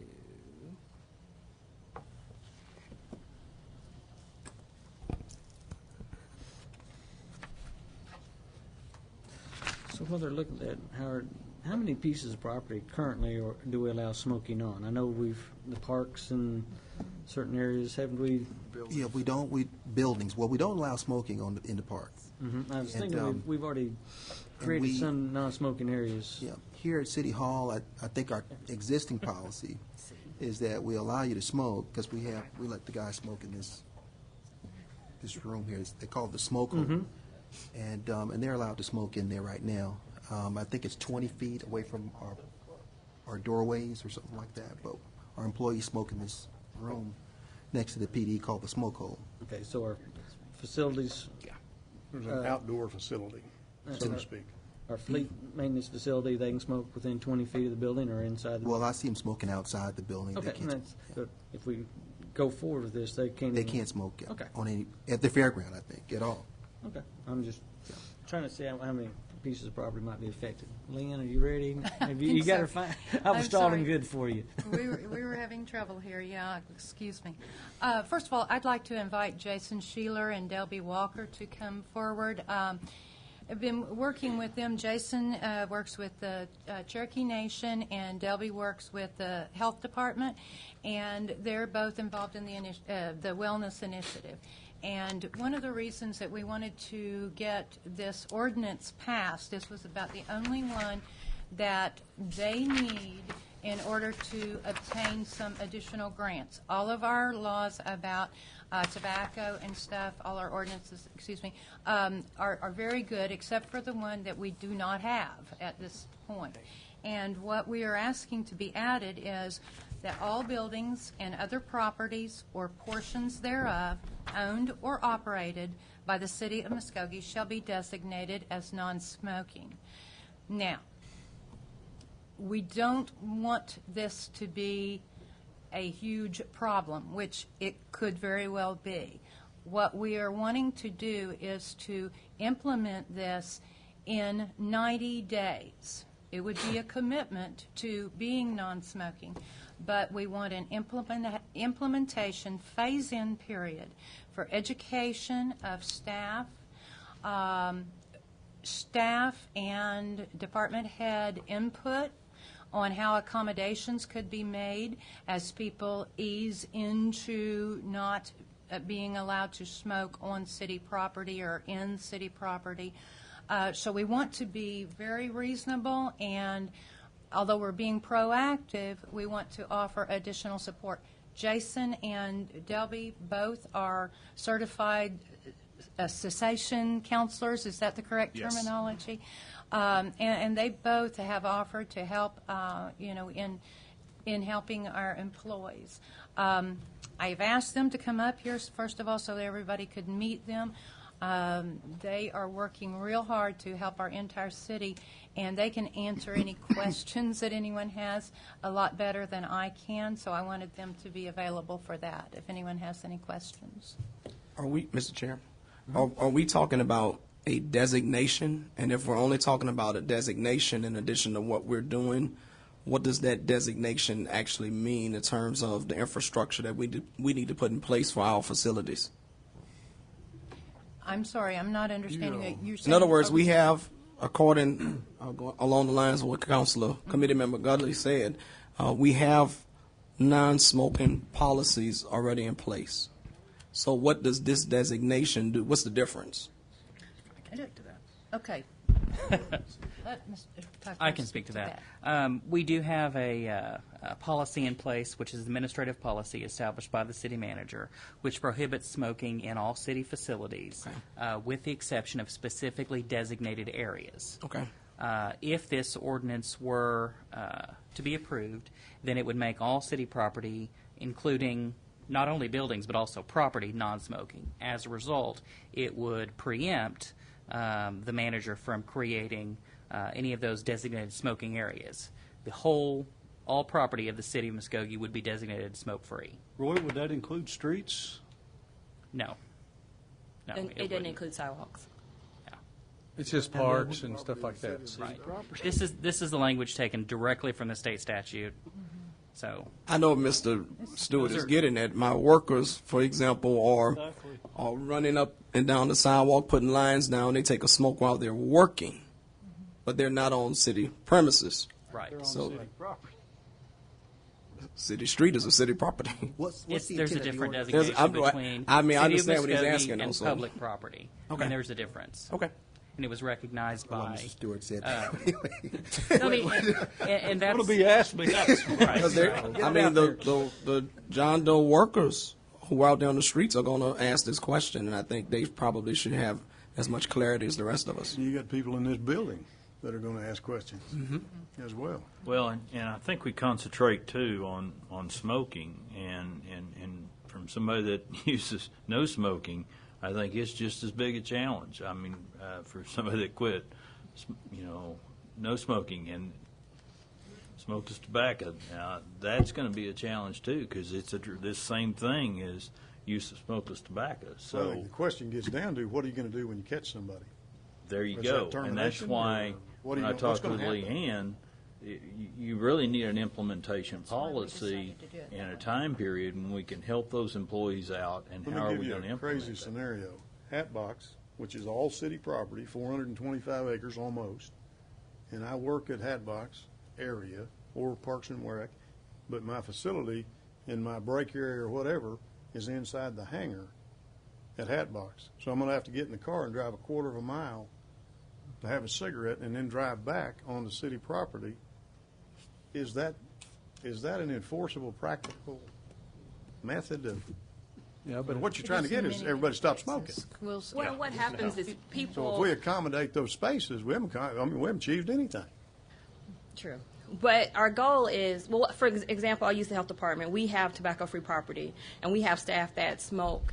And I've talked to them, what are you doing? Trying to encourage them to quit. And several of them told me, I smoke in the morning and I smoke when I get off. I do not smoke during the day. And it's allowed me, helped me to see that I can step my stuff down and I can stop smoking.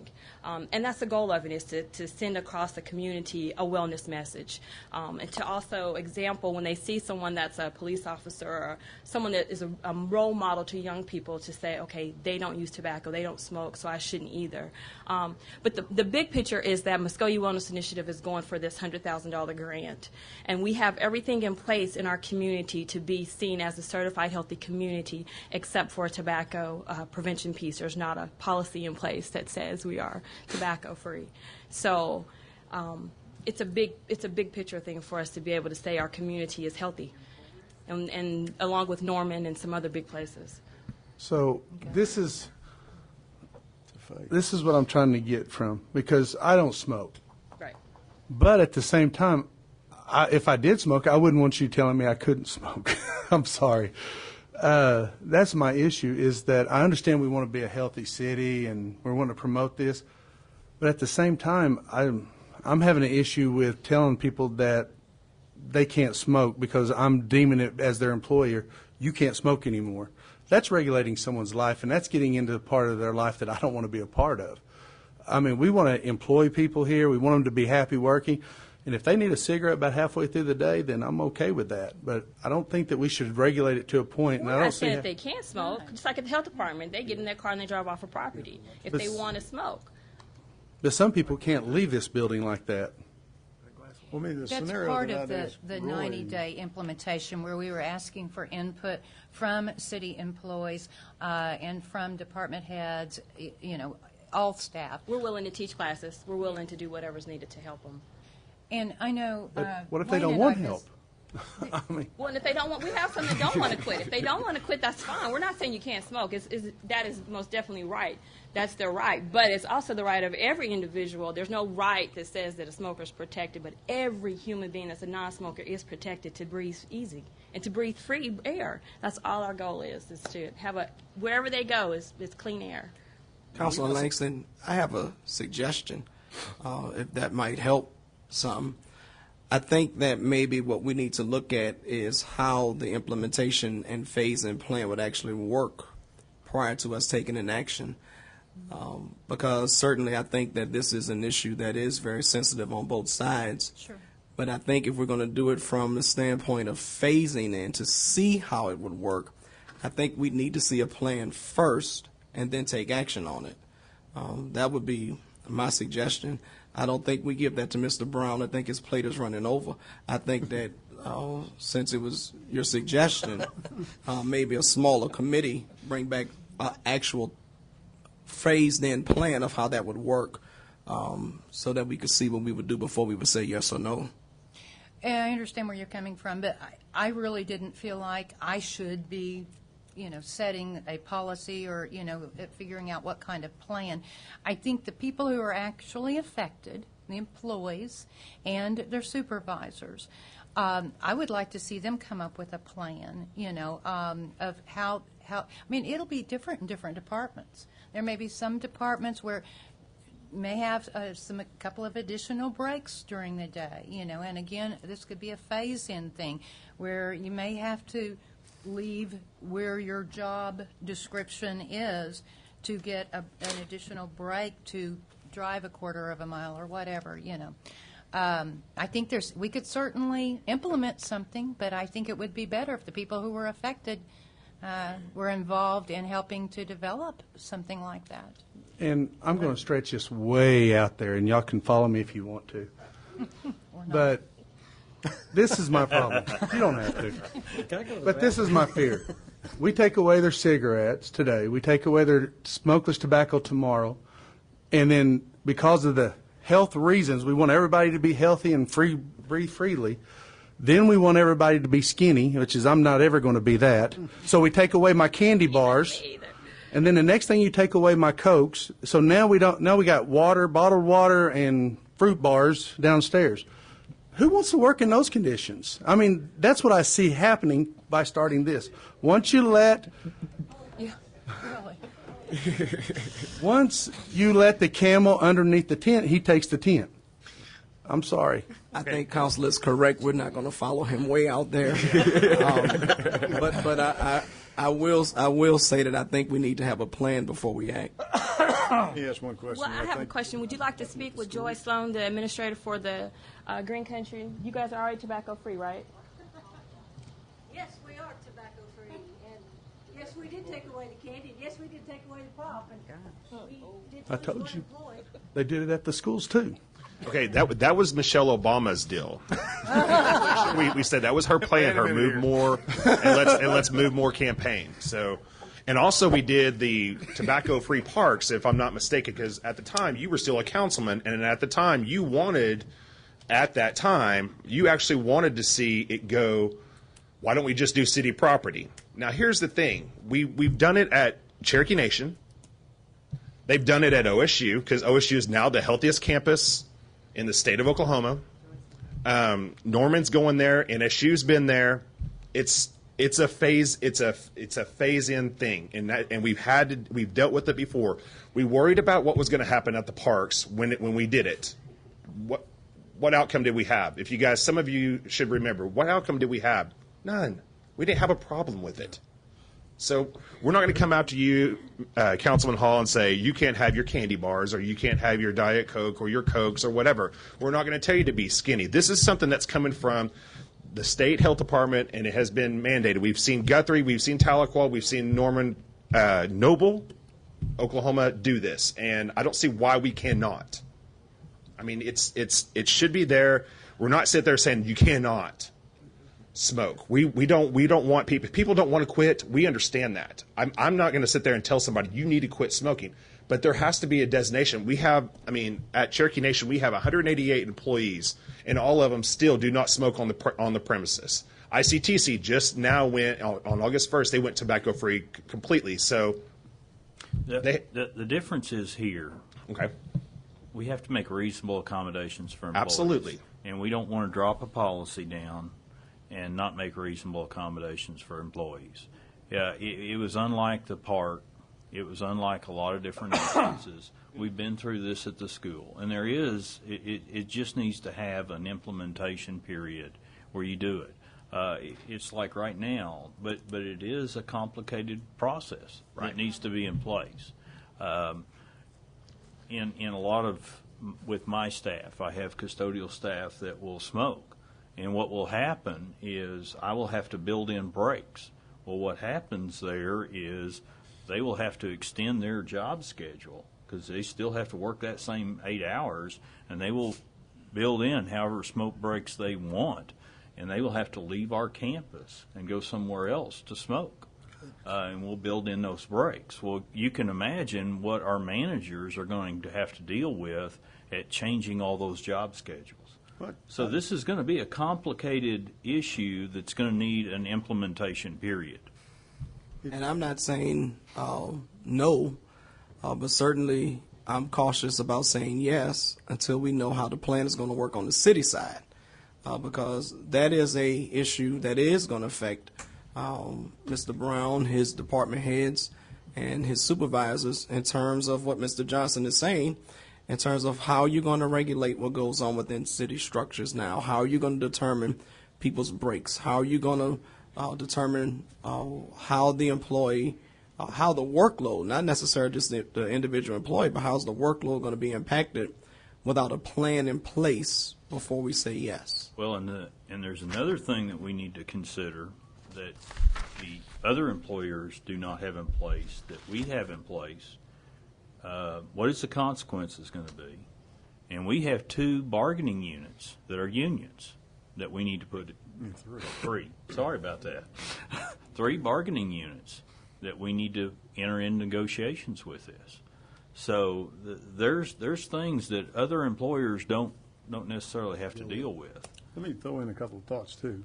Plus, you take a fire situation where someone's sleeping. They literally are 24 hours on duty. Are you telling them that they're going to have to get in their car and drive down the street and smoke, and then come back where they live on site? I think that adds a interesting piece of the mix. And then the conversation I had with Mr. Tucker several months ago when we had this discussion was 2 or 3 people decide they're going to get in the car and they're going to go leave and smoke somewhere else and come back, and they have a car accident and someone's hurt in the car accident and there's a lawsuit filed in the car accident. Are they a workers' comp? Are they on the payroll? Currently under the changes are they not on the payroll? And that used to be my previous argument against doing this thing because of that issue. But when the workers' compensation statute was rewritten in 2014, anytime you left now, anytime you leave your employer's work to do anything, you're on your own, and it would not be covered by workers' comp. Okay, if they're And that's walking since across February. the street. Still not covered. Still not covered. If they're walking across the street, it's not our problem. Yeah, if you get hit, you're walking across the street to the privately owned property to smoke, it's not our problem. That's correct. Aha. Okay. Now, obviously, I we feel don't a lot want different about it then. And obviously, it's not something we want to happen. No, I understand that. Yeah. But yes. What if they're going to the courthouse to file a document? That's Yeah. part of the job That's part of it, description. yeah. That's part of their job duties at that time, right? A little bit of what maybe the way you introduced this, maybe I don't understand it. If you're saying that you want our favorable vote in that regard, and that will allow you the last check in the box to get a $100,000 grant, and we're willing to do that, but we're going to accommodate everybody by giving them a smoking area on premises, then really aren't we kind of lying? That we're not Say that smoke-free. again. We can't hear you back here. Say that again. If we're the last check on the page that checks off the last piece to get the $100,000 grant by our favorable vote, but we're willing to favorably vote on it as long as we can accommodate each person in each situation, then aren't we kind of like a fake? Because we're not saying don't smoke. We're just we're kind of Well, saying. are you saying with the date being $100,000 January the 1st, and from now until January the 1st, those people would have opportunity that want to quit to go to classes. Those people have opportunity for us to work with the different supervisors to try to see what we could do to help them quit if they would like to quit. Is that what you're saying? As long as There's we a period? realistically have the goal to reduce smoking. Well, that's my goal. Okay, I understand that. But if our goal is to vote yes, and then we'll figure out a way that you can smoke, then we're not being sincere. No, I don't We're not think really that's what saying, we're- let's slow down the smoking. That's not what we're proposing doing. The implementation period No, I'm not asking for is designated just to allow us to figure out the best ways to accommodate that without just saying, okay, tomorrow it's all over. Right. It could definitely say January the 1st is the date that the property would go into effect. Is what the big cities do as well. They set a date and say January 1st will be our date that it's effective. But between now and then, we will help as many people as we can successfully quit, whether it's classes or whatever is needed. I'm all in favor of that. Okay. Yeah, I get that part of it. Yes, sir. But at the same time, when we make some recommendation, I want to know what the consequence is, because if somebody is caught smoking, then they're violating the rules. Right. And even if the consequences for them to have to go to a class, or that is something that, as she said, that the supervisors would get together and say, we'd like to see a class offered, or, something that's reasonable. Okay. We're not out to lose anyone's job. So I think if I could clarify something, what we were talking about, the ordinance as presented does have an emergency clause in it. In order to correct that, to incorporate what I think, Mayor, you're wanting, and I think what Councilwoman Langston and I have discussed in the past, is to remove the emergency and then set an effective date. And that would give the period of time from Monday night, assuming this is approved, until that effective date to begin working on those phases, offering those classes, and sort of putting on notice employees, hey, you've only got another 4 months to where you can smoke in the designated areas before it's completely prohibited. Somebody Is needs that to be the front person inaccurate? Yes. to see that it's happening. If we just say, this needs to happen by January 1st, it ain't going to happen. Somebody's got to be the front person for it. And what I heard you say was that Mr. Brown's plate's kind of full. Well, I would think this would be an HR. Yeah, I'm fine with that, too. kind of thinking the same thing. Yeah. Mr. Chairman, I guess. We have a wellness committee. Oh, she's smiling. She's happy for it. We don't want to rush The this. wellness That's what. initiative is a city board. Interesting. I'm sorry. Initiative is a city board. Yeah, I just want to make sure that we don't want to rush anything. And when I've talked to Councilman Langston, we have honestly said we don't want to rush this at all. This is something that has to go in. It's going to be a process. We know that. Mr. Tucker, can we just take no action on this item and then readdress this Monday, or do we table this for 3 or 4 weeks since there's no rush so we can solve some of these details? No, he said there's no rush on the implementation date. There actually Well, I don't want is- to rush to anything, quite frankly. Okay, what we're asking for now is a commitment to become smoke-free city property, to have our city property smoke-free. Now, when that happens is not as much of an issue, as long as we are working on it and that is our commitment. Am I correct? Yes. Okay. So 2030 is fine? Pardon? 2030 is fine? Oh, well, I think That we was would be little bit disingenuous if, But to answer your question, you can pass without recommendation, you can make a recommendation, and of course you could table. I don't know what the deadline is for the application. It is November 1st. Okay. So whatever is done needs to be done well before that so that the Wellness Initiative has the information to fully apply for that grant. And what's this grant going to be for? Well, I'm a board member. We got together with some of the city councilmen and some people from the community and kind of put together a list of things in the community we'd like to see. One of the items that I off cuff was to see some fruit trees planted throughout the community. So it'll go towards different things in the community to help with wellness. We're going to put a fruit tree in Dan's backyard. Cool. Thank you, too. Not in my backyard. That was a joke. That was a joke. Front yard. We can get you a list of items and any recommendations from you guys. We'll be willing to have that as well. Ms. Langston, I don't want to vote again. I support the concept, I'd just like to see what the plan is going to be first before we say yes. I think we at least owe it to our employees to know what the plan will be and then say yes. I understand where you're coming from. I think we do a little bit too much of that sometimes, that we make top-down decisions and we don't ask for input. I'm perfectly willing to come up with something. I would think that the Wellness Initiative could provide the leadership on developing, coordinating with the city workers through the unions, through the HR department. Maybe Kelly could be on that committee or something. I would be happy to put it forward that way. But I do think that the employees and the rest of staff, all staff members, need to be involved in how to implement this, how to implement it quickly, effectively, and with as little disruption as possible. Can you get us some ordinances from these other cities that have already implemented this? We already have those. Roy already has it.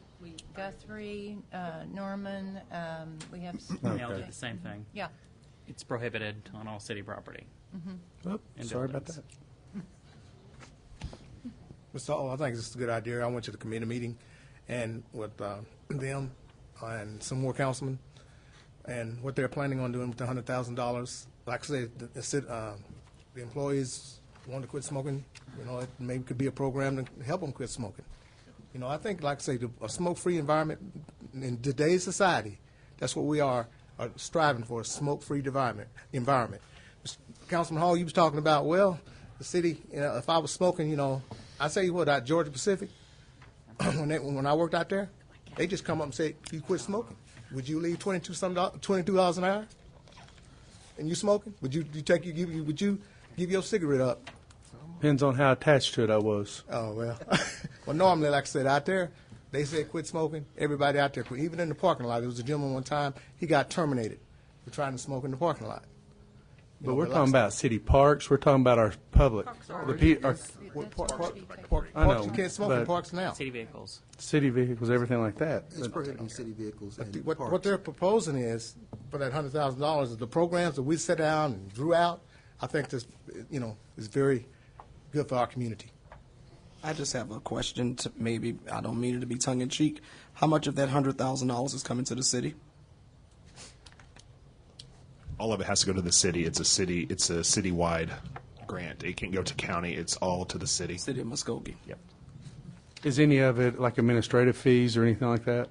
No, none of it can be. It's a TSEC grant, so Okay. none of it can be administrative. And I believe on this agenda, there's also an item to approve the application for that grant.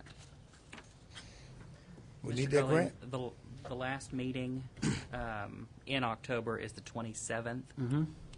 That's a council meeting that's the last meeting before the November 1st date. It looks like November 1st is on a Saturday. Does that mean they give you until Monday, or do you have Friday? You have Friday, Okay. but they really want us to have That would give it. us some time for us to kind of meet with the supervisors if you wanted us to, between now and then, to try to get together and kind of get a plan that maybe we could present back on the 27th. Would that make you happy? I'd like that very much. Kelly, could you get a group together of department heads and representatives of the employee groups and coordinate that? And I'm sure they'll work with you. Thank you. Thank you. Is that appropriate to do? Just ask her. She said yes, so.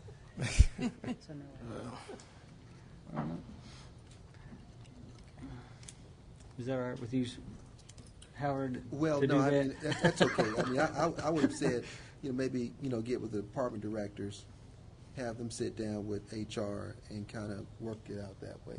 You know, I don't know about the supervisors and managers because most of those guys will be busy. But maybe the department heads, we have a couple we have one or two that smoke, I think, so that'll be a good. Mr. Chairman, would that be then no action today with direction to staff that this item be put directly on council for the 10/27 meeting? Would it be appropriate to put it on the Public Works Committee meeting before that? And that way we could even massage it if we think we could get it put together. I'd like to see it on Public Works so we can talk about it, look at it. Right. And if we have a little input, and that would give us another 6 days or whatever. That's what I If it's what my recommendation is to this. If it's going to be back on committee, then all you need to do is table it till the 10/21 meeting. Do I need a motion for that? Yes. So moved. Second. I have a motion and a second. Any other discussion or comments? Roll call. Deputy Mayor David Jones. Yes. James Scully. Yes. Dan Paul. Yes. Marlon Coleman. Yes. Wayne Johnson. Yes. Leanne Langston. Yes. Ivory Van. Yes. Derek Reed. Yes. Mayor Coburn. Yes. And the motion carries. Item number 9, ma'am. Consider approval of the police service agreement with the Board of Regents for the Oklahoma Agriculture and Mechanical Colleges related to the exercise of certain law enforcement powers by the Connors State College Police Department, or take other necessary action. Chief Eskridge. Mr. Chairman, this is a mutual aid agreement excuse me, that memorializes and clarifies enforcement activities. In the past, we've had a relationship with Connors that we just had sort of like a gentleman's agreement that we would do these things. This is a procedure that is pretty much standard with other agents, with other colleges, and we've enjoyed a good relationship with Connors, and I would suggest that we approve this agreement.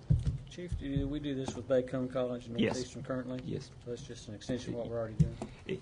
Move for approval. Second. I have a motion and a second. Any discussion? Roll call. Deputy Mayor David Jones. Yes. James Scully. Yes. Dan Hall. Yes. Marlon Coleman. Yes. Wayne Johnson. Yes. Leanne Langston. Yes. Ivory Van. Derek Reed. Yes. Mayor Coburn. Yes. And the motion carries. Item 10. Discuss and take action on the creation of an Economic Development Committee. Ms. Langston. We're shuffling again. This is what we were confused earlier. Okay. Wrote it in. Here we go. I'm sorry. I am going to propose an economic development committee.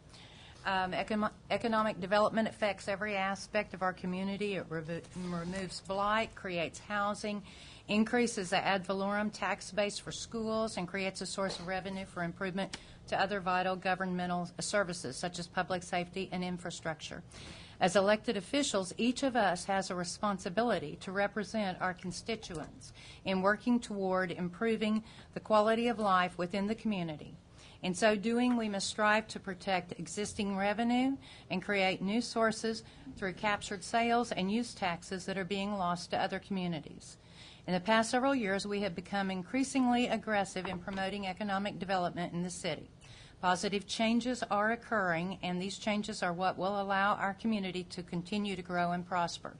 That being said, it's crucial for the City Council to be involved in all aspects of the economic development efforts of the city, yet at the same time balance that involvement with the trust that we already have in staff and our own time without unnecessary duplication. Not only will it help us to remain educated about opportunities, it will also allow us to provide necessary direction to the staff economic development team by setting policies and guidance in an effort to make the city of Muskogee a great place to do business. We need to be kept abreast of our weaknesses, which detract from economic growth, so that we can take steps to correct them. We need to be kept abreast of our strengths, which foster growth, so that we know what we are doing is right. In creating an economic development committee of the City Council, my vision is to make this committee a working group with regularly scheduled meetings. The Economic Development Committee would meet in a similar manner to our other existing working committees, Public Works and Finance. The committee would make recommendations to staff, issue reports, and recommend policies and programs for City Council consideration and adoption. My proposal is to populate the committee with members of the council and members of the community who are appointed by the council. Preference to the citizen members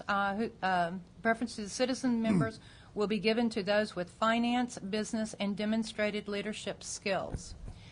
There are several ways that we could make this committee up. A couple I'm going to just throw out because I would think that the council, if this is approved, should make that decision as to how the committee is compiled. One possibility is to have 4 council members. Let's see. Let me find it here. Yeah. No, 4 council members and 5 citizen members, giving each council member the power of appointment of 1 member, or to create 5 council members and leave 4 citizen committee members. We could have these as 2-year terms that would allow for the citizen members to rotate at the same time the mayor and half of the council rotate. Mr. Chairman, Ms. Langston, I have a. Oh, I'm sorry. Were you done? I just started talking. That's quite like the all right. cuckoo Go people right do. ahead. Sorry. I have a thought, and it was actually, I think, Committee Member Jones's thought several months ago, that something along these lines may be very beneficial if we take this time now to look at said committee, whatever it's going to be titled, where we can work with Scott Robinson, Mr. Miller, as well as Mr. Brown and several of our counselors, to be certain that as we go forward with the terminology, economic development, as well as with the actual processes, that we look at a committee in that regard, so that as we go forward, we understand the clear distinction between what we're doing with retail and housing versus what the port is tasked with economic development. And I think if we're going to do a committee, I think the committee should work to that end, to be certain that our relationships between the city and the county are fostered and managed in a way that there's no overlap, there's no duplication of duties, and that one clearly is aware of what the other one would be doing. Oh, absolutely, and working together, yes. That's completely the intent of this. Councilman Jones, did I misspeak your thought? I mean, Well, I've got a lot of thoughts concerning this. Well, I didn't mean to bring all of that up. None of them are favorable, so. Oh, I definitely didn't. Well, I really didn't mean. No. Okay. We contracted with the port to do economic development, and I know there's a terminology problem here because some people define economic development different than other people. I know Mr. Brown has a different definition than I do, but we did contract with them. We pay them a lot of money to provide the economic development in the city of Muskogee, and I think they do an excellent job. They have a lot of expertise. They know what they're doing. You referred to the economic development team in the city. I think it's a retail development team in the city. I still have a lot of problem with the terminology. But as far as a new committee, I'm definitely against it. I mean, I've spent over 4 hours, probably 5 hours today on city business. I mean, I do it on a regular basis. I mean, I've got a job. I know all of y'all have a job too. I think we're taking care of business right now, and I don't think we need to add to it. That's my thoughts. And I kind of echo that because we just set for several weeks and months cutting away committees. I didn't think we were going to add committees to this. So, and that's the way I kind of took it too, is that we've been whittling away at all these committees, trying to put everything in nice little pockets so we can get people to volunteer for them.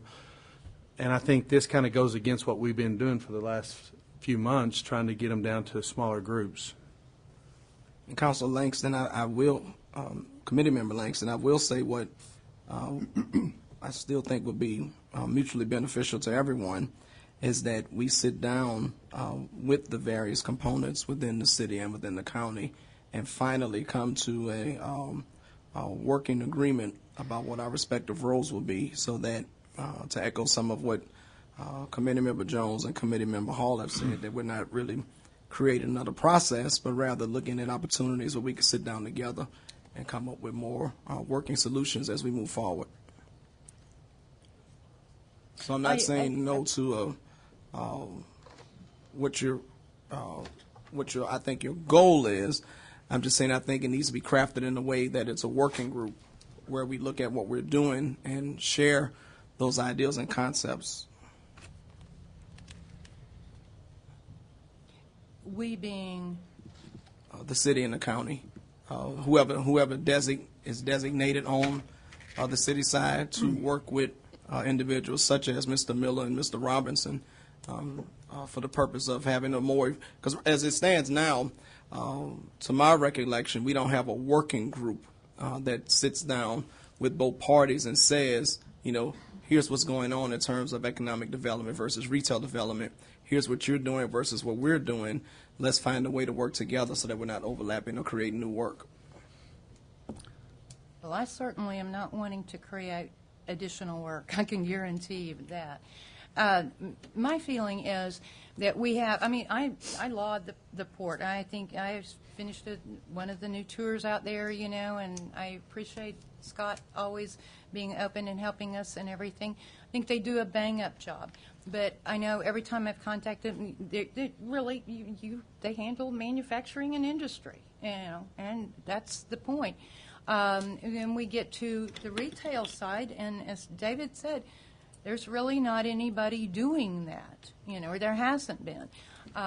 And we have not been involved in doing that. I feel like we need to have a working committee that addresses economic development, and I know about the terminology, and so I'm just using economic development as a generic term right now.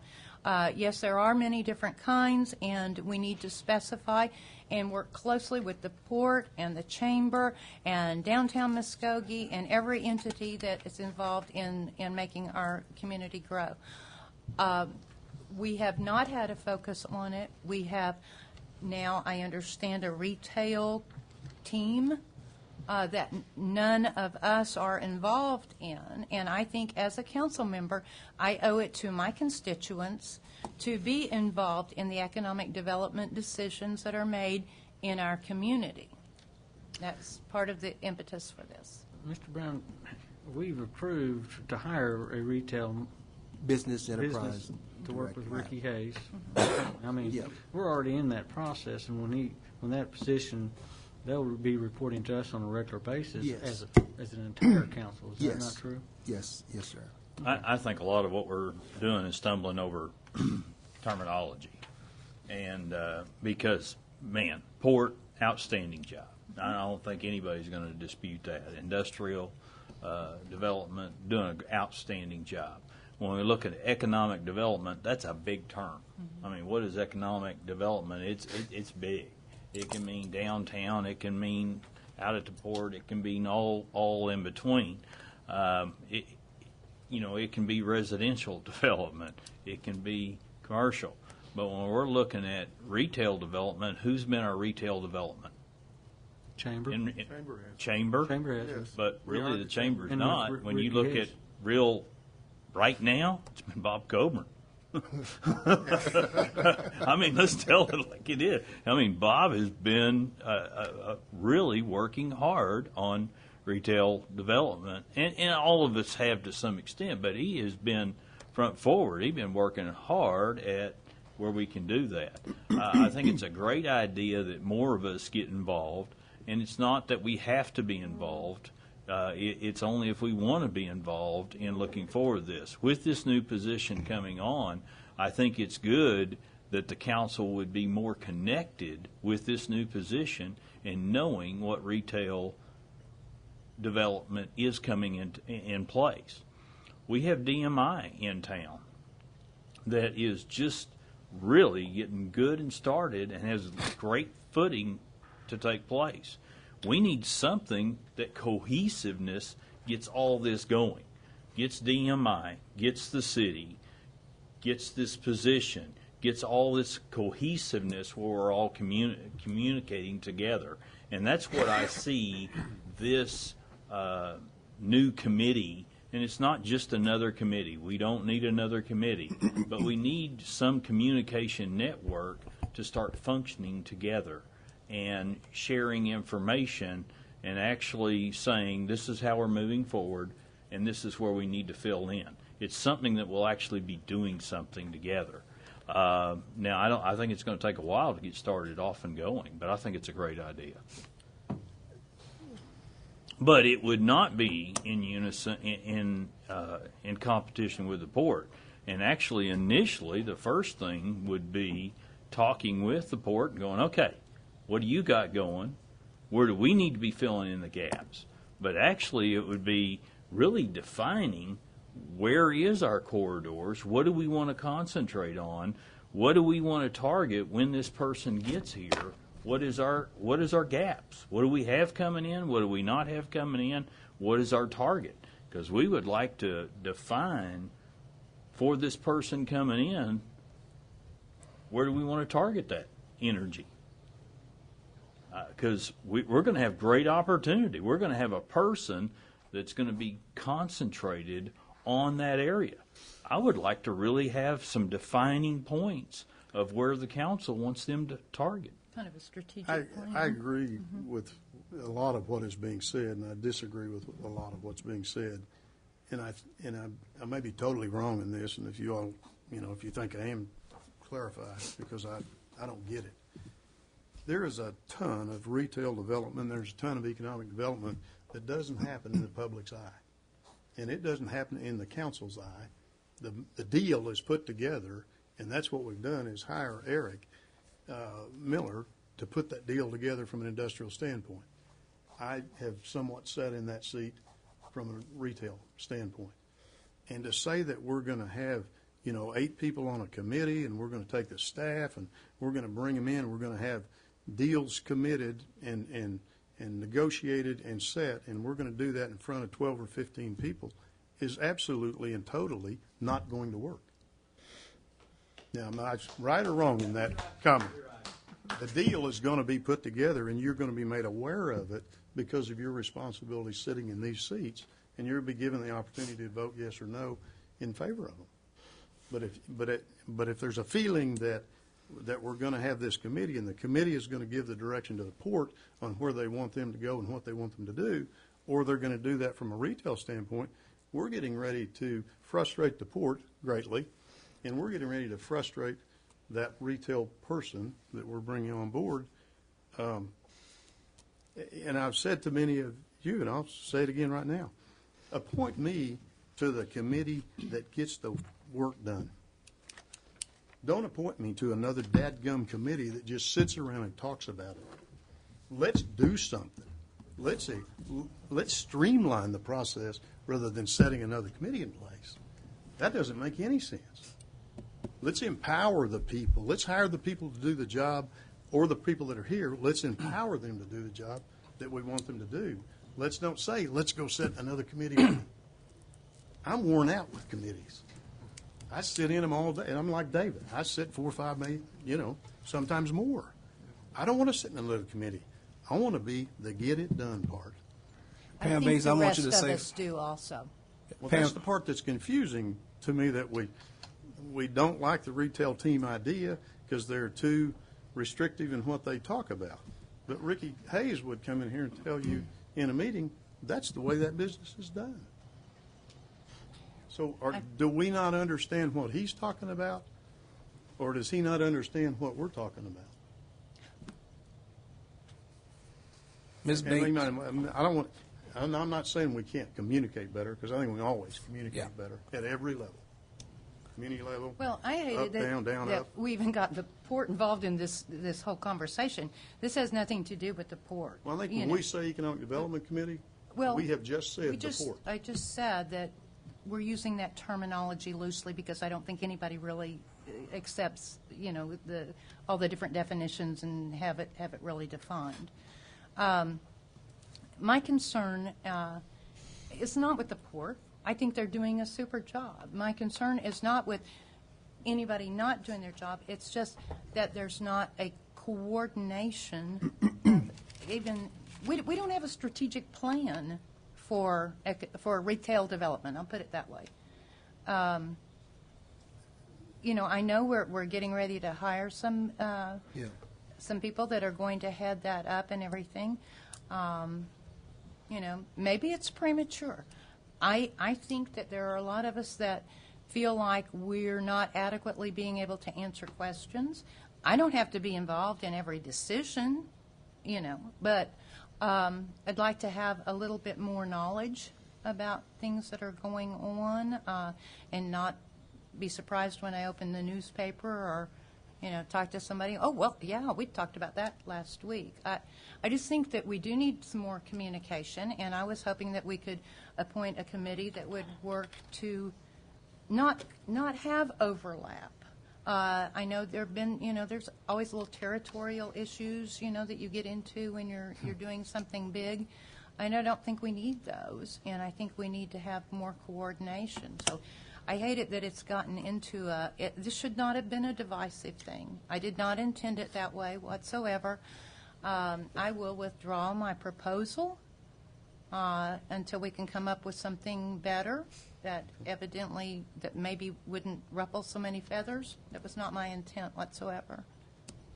Mr. Chairman, I was going to say two things, one tongue-in-cheek, that I think Pam Bates should make a matter for minutes that Scott Robinson did not clap for David Jones and myself. Terribly offended by that. May not appear to be, but I am. Secondly, Ms. Langston, I think a lot of this could work out really well if, I know all of us have heavy schedules, but I know one way to avoid not being caught off guard is probably to be in some more of those meetings, or get some type of for you personally maybe, and that way you can be engaged more. When I felt like I was being not deliberately, but just not knowing what was going on, of course I had to give up some of my other time to be able to go to some of those things to see what was going on. I think maybe that might be a more palatable way to move forward. And I would just encourage that Mr. Brown, he does it in his weekly updates to say a lot of what may or may not happen. And I think that if all of us maybe took a little more time to do that, it wouldn't become something that you described as being, visceral or divisive. What we can do, let me just make a suggestion here. What we can do, we can have our retail consultant come in. We put him on the global calendar already, Ricky Hayes. He'll be in here on the 13th of October. He'll provide you with a retail development update. Okay, so a retail development and housing update. We have some things that we're working on, and he'll be at the October 13th, and we'll try to have him come in once a month to give an update. If it's specific to an item that we have specific interest in, of course, Roy, we will follow the law and make sure we act within state law. You're referring to executive session, of course. Yes, for sir. Full discussion. Yes. Yep. I mean, a lot of the deals have to get moving quickly, and a lot of it is going to require the staff to deal with it. And so that's my recommendation. Let us get to program in, either public updates monthly, and if we have a deal going, then we'll go into executive session if we're going to act on something. What do you mean by monthly update?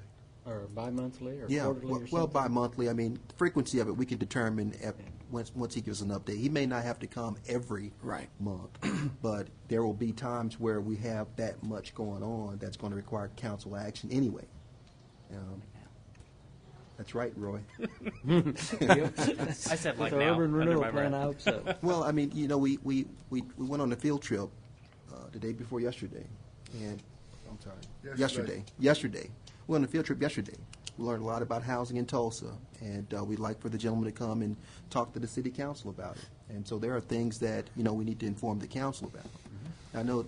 I think at first when I saw the Economic Development Committee, I kind of thought, like we do the Finance Committee or the Budget Committee or like those committees. I didn't know it was going to incorporate others without just the city council. And so we don't have a standard for that right now. So just so you'll know. And Mr. Brown, I think that's fine. I think, we get that report as often as is necessary, and I have every confidence that once our person comes on board with retail and housing, that line of communication will be much clearer. Yeah. So what's the pleasure of this committee? Leanne? I withdrew it. So we're going to move on. No action is necessary. And we will move on to item number 11. Discuss the annual State of the City address and the accessibility provided to the general public to attend the event and any necessary changes to encourage participation for a future event. Mr. Van. Yes, I asked to put this item on the agenda because I think it's very important. I like to thank the mayor and Kimbra for the presentation today on the state of the city, giving some kind of, video and different things that's going on here in Muskogee. But me as a city councilman, I represent me as a city councilman. I represent my citizens. I represent the employees of the city.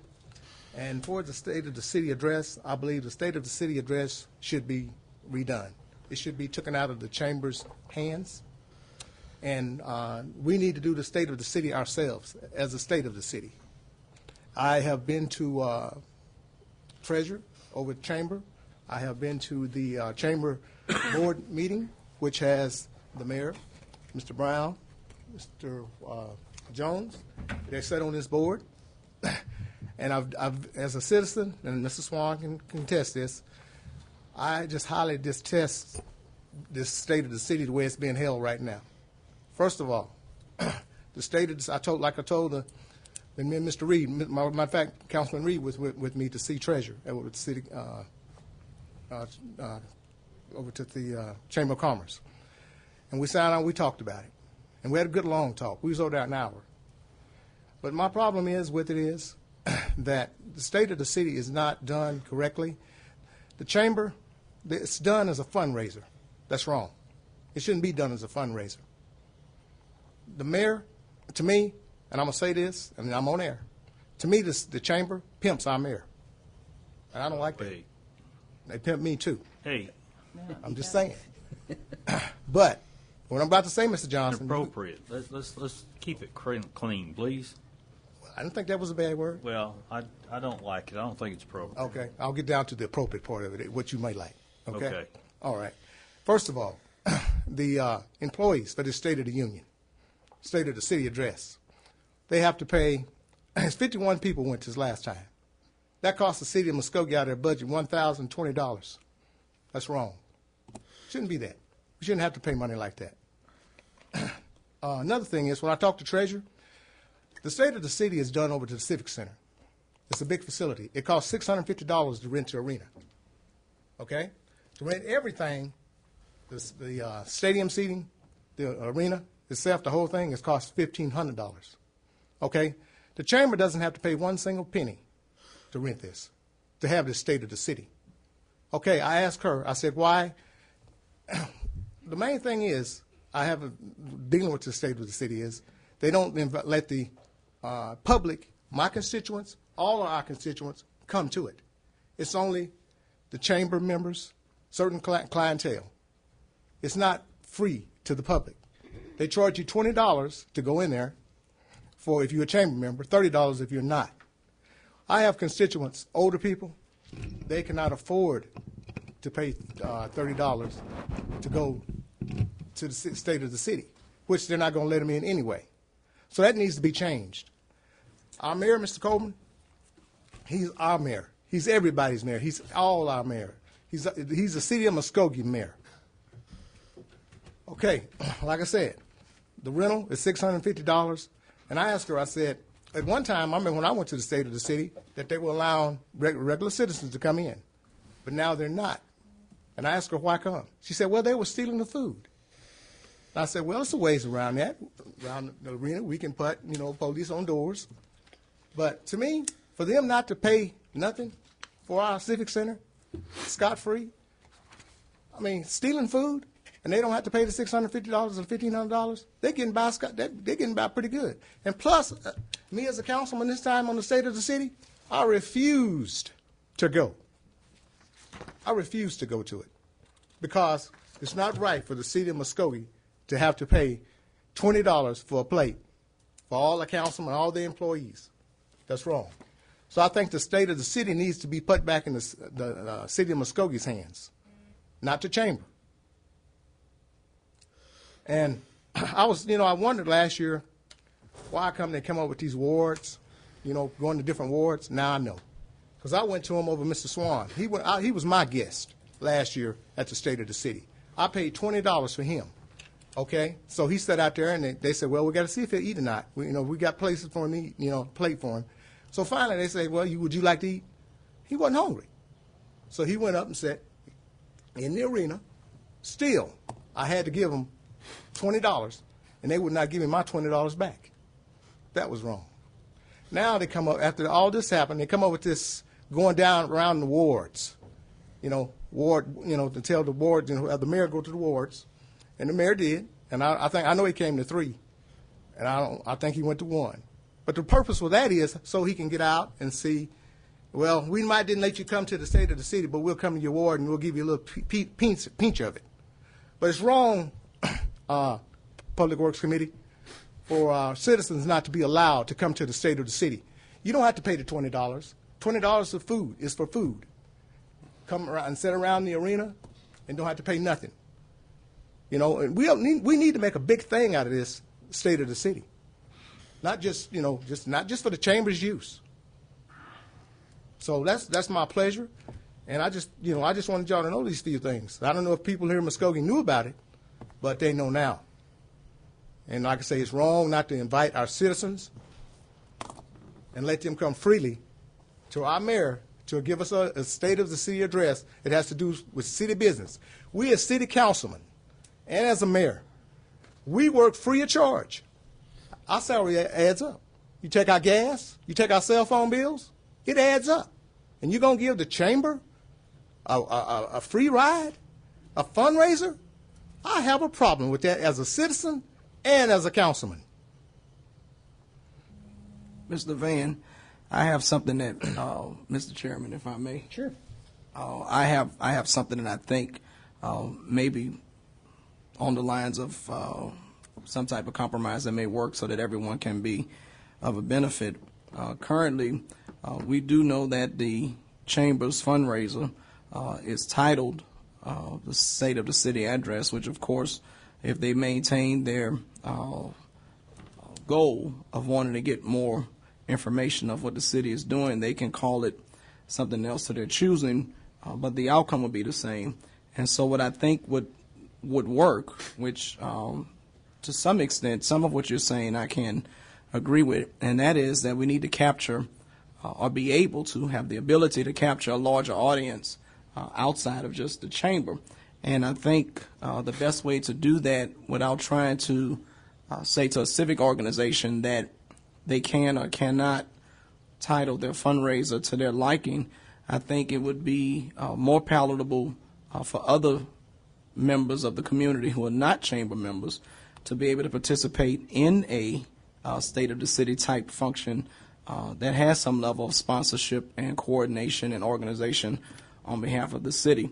Understanding that if we go down that path, certainly there will be a cost associated with it in terms of finances and human resources, but it will still give a credible venue for people to come, even if it's a budgeted item that the city would just provide water in the park for the residents that will come, if we just provided hot dogs, if we had a sponsor to cover whatever the mechanism it is we will follow. But that would eliminate the chamber from the formula, at the same time give more of our citizens a way to participate. If it was coordinated and planned on the city, as you have said, as a true State of the City address. Right. And that way it's more open, it's more accessible, and it doesn't do anything in terms of us having to try to ask a private organization to do what we want when we may be able to have the creativity to do what we need in-house. If that makes... like I said, that makes sense, but like I said, I think that it needs to be taken away from the chamber, and the city needs to do this themselves, because it shouldn't be. Like I say, I'm totally against this fundraising. I don't know where that money goes that they fundraise, but it shouldn't. And like I say, department heads, these 51 people, and it's $20 each. That's $1,020. We talking about our employees need raises and this and that, and we gonna give the chamber this money, and plus they rent our civic center free of charge. Excuse me, Mr. Johnson, they are pimping us. Well, now, concerning free and charge, they do have an in-kind agreement with the city and the Civic Center. They have sponsorships that they sell for that for $500 to $600. They provide all the same advertising and everything for the city and the Civic Center at no charge. It's an in-kind agreement. It's just like, it's done, every chamber probably in Oklahoma does the same thing. And every chamber sponsors the city, State of the City address or whatever. So, I mean, I think the first, someone can correct me, I think the first one of these happened with Herschel McBride. I don't even think they had a State of the City address before then. No, they didn't. And, the chamber organized it and put it requires a lot of man hours. It requires a lot of money to put this thing together. It's a difficult deal. I mean, if you've ever tried to put something together like this, you know how difficult it is. But there is an in-kind agreement with the city and the Civic Center, so they do receive the same as a sponsorship, which people pay $500 and $600 to sponsor it. And I think it's a very worthwhile event. If it is, Mr. Jones, I'm telling you, all we're asking is let our citizens come, free of charge. They don't have to eat. Don't shut them out. It's like having the haves and have-nots, because the one that goes to this State of the City and sits down on the floor, they are the haves. And on Forest Television, you can watch it on Channel 14. We talk about poverty. It's poverty right here in Muskogee. A lot of people cannot afford Channel 14 watching us right now. They got to watch 2, 6, and 8. So they're not getting the information. They're getting it through the paper, yes. So let's treat each other. Let's treat everybody with human kindness and justice. Mr. Brown, I was trying not to do this to you,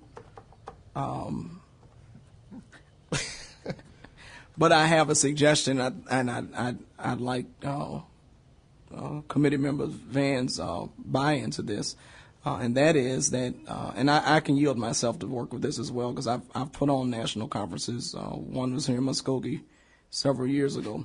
I think it would be harmless to at least just explore what it would cost in terms of man hours in the city if we were to mirror an event that was more accessible to people that are not chamber members. Certainly, I can work with that. Certain council committee member Van will. I sure will. And it doesn't take but 2 or 3 people to come up with what it would cost and the suggestions and move forward with a plan that the city could consider, and we either do it or we don't. Mr. Tucker, can we use City Foundation money for this? Well, that would depend on whether the foundation was Another question for Mr. Tucker. acceptable. If we made it a grant application, if they accepted it, whether it met their granting guidelines and whatnot. So the answer is it depends. This could be a budget item too, couldn't it? It could be all of the above. We could definitely budget for it next year. We could, make a request to the City Muskogee Foundation if it falls within their requirements. They have some very general guidelines on what they allow. I'll make a suggestion. I would just like to say the chamber is a partner that promotes the city of Muskogee. They are a key partner with the city of Muskogee. We would not have, this address or even this opportunity if it wasn't for the chamber coming up with it initially. And it has grown, and it has grown, and it has grown. And I'm very thankful that they allow us, because it really is it's a fundraiser for them, but it's only for those that are chamber members. So I'm thankful that they allow it to be aired on the channel, because unfortunately I was out of town, I wasn't able to see it, and so I'll be able to see it on the channel, because I wasn't able to be there this year, but I'll be able to see it re-aired on the channel. But I think we're looking at the chamber as they're separate from us. They are a key element to our community. They're a key element at promoting Muskogee and benefiting Muskogee. And so this is their event. They invited the mayor to come and speak at this event. They could have invited somebody else and call it something else. This is an event that they came up with, and it became a very popular event, and it was a fundraiser for them. When it became popular, it would be just like the chili cook-off, that it started up and it became really popular, and we go, you know what, we're going to take the chili cook-off away from this club. I don't think it's appropriate. I think it's a very popular event. We should make sure and facilitate that everybody gets this information, because it is great things about the city of Muskogee, and it's is great information, and we should make sure that gets out to all of our public and it's accessible to all our public. And I think we do a good job of that, and I think we can do a better job of that. But to make sure that everybody's in that room and everybody can be at that meal, that's their event. That's what they come up with. It's been a successful fundraiser, and that's not for us to decide whether we're going to take it away from them or not. That's not our role. That was their event. Now, because it's successful, it's really something that we can say, Incorrect. now how can we make it available to the public? Make sure I understand this, Mr. Johnson. So you're telling me that your constituents that vote for you in office, and that you don't want them to come to this chamber event? Because that's what the chamber does. It shuts them down. So the people that put you in office is the one that needs to come. Not the chamber. I mean, the chamber, they got members, but I guarantee you them chambers members didn't put you in that seat. The people that put me in this seat here was my constituents. The thing that's kind of exciting to me over what both of you two are saying is that we have a program going on in Muskogee that is generating enough interest that you had 360 citizens that were willing to come and listen to what's going on in the city. Aren't we kind of getting tangled up in some conversation that we don't need to? I mean, we've got several more things on the agenda. We've got 3 more agendas to go, and we're going to be out of here. I'm not going to sit and visit about this for another 30 minutes. I'm going to say one more thing, Mayor. You had 360 upper the class members to come, not regular citizens. How would you judgmentally say that? I'll say, So well, you're making that determination on your own, you got the right? chamber. Okay. And I'm just saying, the regular citizens, like a grandma on the street, was she there? No, sir. I imagine you had several grandmas sitting there. I guess what I'm saying is we've got enough things going on that people are interested in, and that's a good thing. Maybe we need And more it's than open one to the public. state of No, it's the not, city. Mr. Johnson. Yes, it is, Mr. No, Van. it's not. Yes, It it is is. not open to the public. The public cannot come. That's why I'm talking to you right now. They can for $30. $30, that's what it costs. Does Mr. this Chairman. item call- $30. Does this item call for action or just for It's advisement? awareness. or- Okay, we're aware of the situation then it'd be. Let's move on to the next subject. Mr. Chairman. No action needed on this, or what are we doing, Mr. Coleman? I was I've heard only, lots of. I was only asking Mr. Brown if he thought that it would be worth it for he and I and Mr. Van to just look into I almost something. said no comment, but Okay. but we Sending a great message to our constituents. That's all I can say, and I'll leave it at that. Then let's move on. Move on. Mr. Van, you say move on. Item number 12. Okay. Receive update on employee tuition reimbursement participation and take any necessary action regarding an amendment to City Council Policy 3-1-3, licensing and schooling payment and tuition reimbursement program. Ms. Epperson. Good evening, Chair, members of the committee. In January, we had passed a tuition and education reimbursement policy, and the mayor had asked that I come back after the policy was in place to give an update in regards to the participation. As of today, there have been 8 requests made for reimbursement from city employees. One of those requests has been paid to the employee. One of those was not eligible for payment because they had submitted their classes since before July 1st when the policy went into place. 75% of those participants of the education reimbursement could have been eligible for more funds if we had more funds available. Our policy right now states that there is $500 per year per employee to receive if they go for education. I would like to increase that amount, and I have a revised policy for you to consider for July 1st, 2015, and we would what we would do is we would reimburse employees who attend graduate school up to 50% of part-time status, not to exceed the state rate. For degrees, classes, and other programs other than graduate school, payment will be made as follows: up to 9 credit semester hours. From an A+ to an A, 100% of tuition costs. A- to a B, 75% of tuition costs. And B- to a C, 50% of tuition costs. Kelly, I haven't been to college in a while, but most everything I'm used to is a 4-point scale. Should that be something in a 4-point scale, or do they give out A, B's, and C's anymore in college? It's both. I've seen it both ways, but I can break it down from the A+ to an A as a 4-point. That's just what I'm used to. Haven't been to college for a while. I'm used to both ways. Go ahead. I'm sorry, Kelly. I didn't. Right now, we have a budget of $10,000 for this fiscal year. We would have to increase for next fiscal year if we wanted to increase for this new policy. And I would recommend approval for the amended policy. And any idea how much more money that you might need to request for, or is that in here? And I just didn't see it. No, it's not in here. Okay. If we could set aside $25,000 or $30,000, that would be a good starting point to see how much the employees then participate. Again, we've got 8 participants, and 6 of those could have been eligible for more funding. Are we or more finding reimbursement? Are we finding that? I'm trying to figure out how to say this where it doesn't sound bad, because I have a tendency to say things like that. Is it like the law enforcement, fire, upper administration using this, or is it actually people that may not have been able to afford the education are using that? There what are- group is using it? There are employees all around the city. We've got division-level employees, or supervisors, and then we have lower-level employees, field workers that are utilizing this as well. So it comes from all areas. Okay, that's what I was wanting. I like to move for approval. Second. But with a contingency of about the 30,000, or look into that fee, that amount. Well, we have budgeted $10,000 For this year, for yes. this fiscal year, and the proposal on the table is for $50,000 next fiscal. We're going to put $50,000 in the 15-16.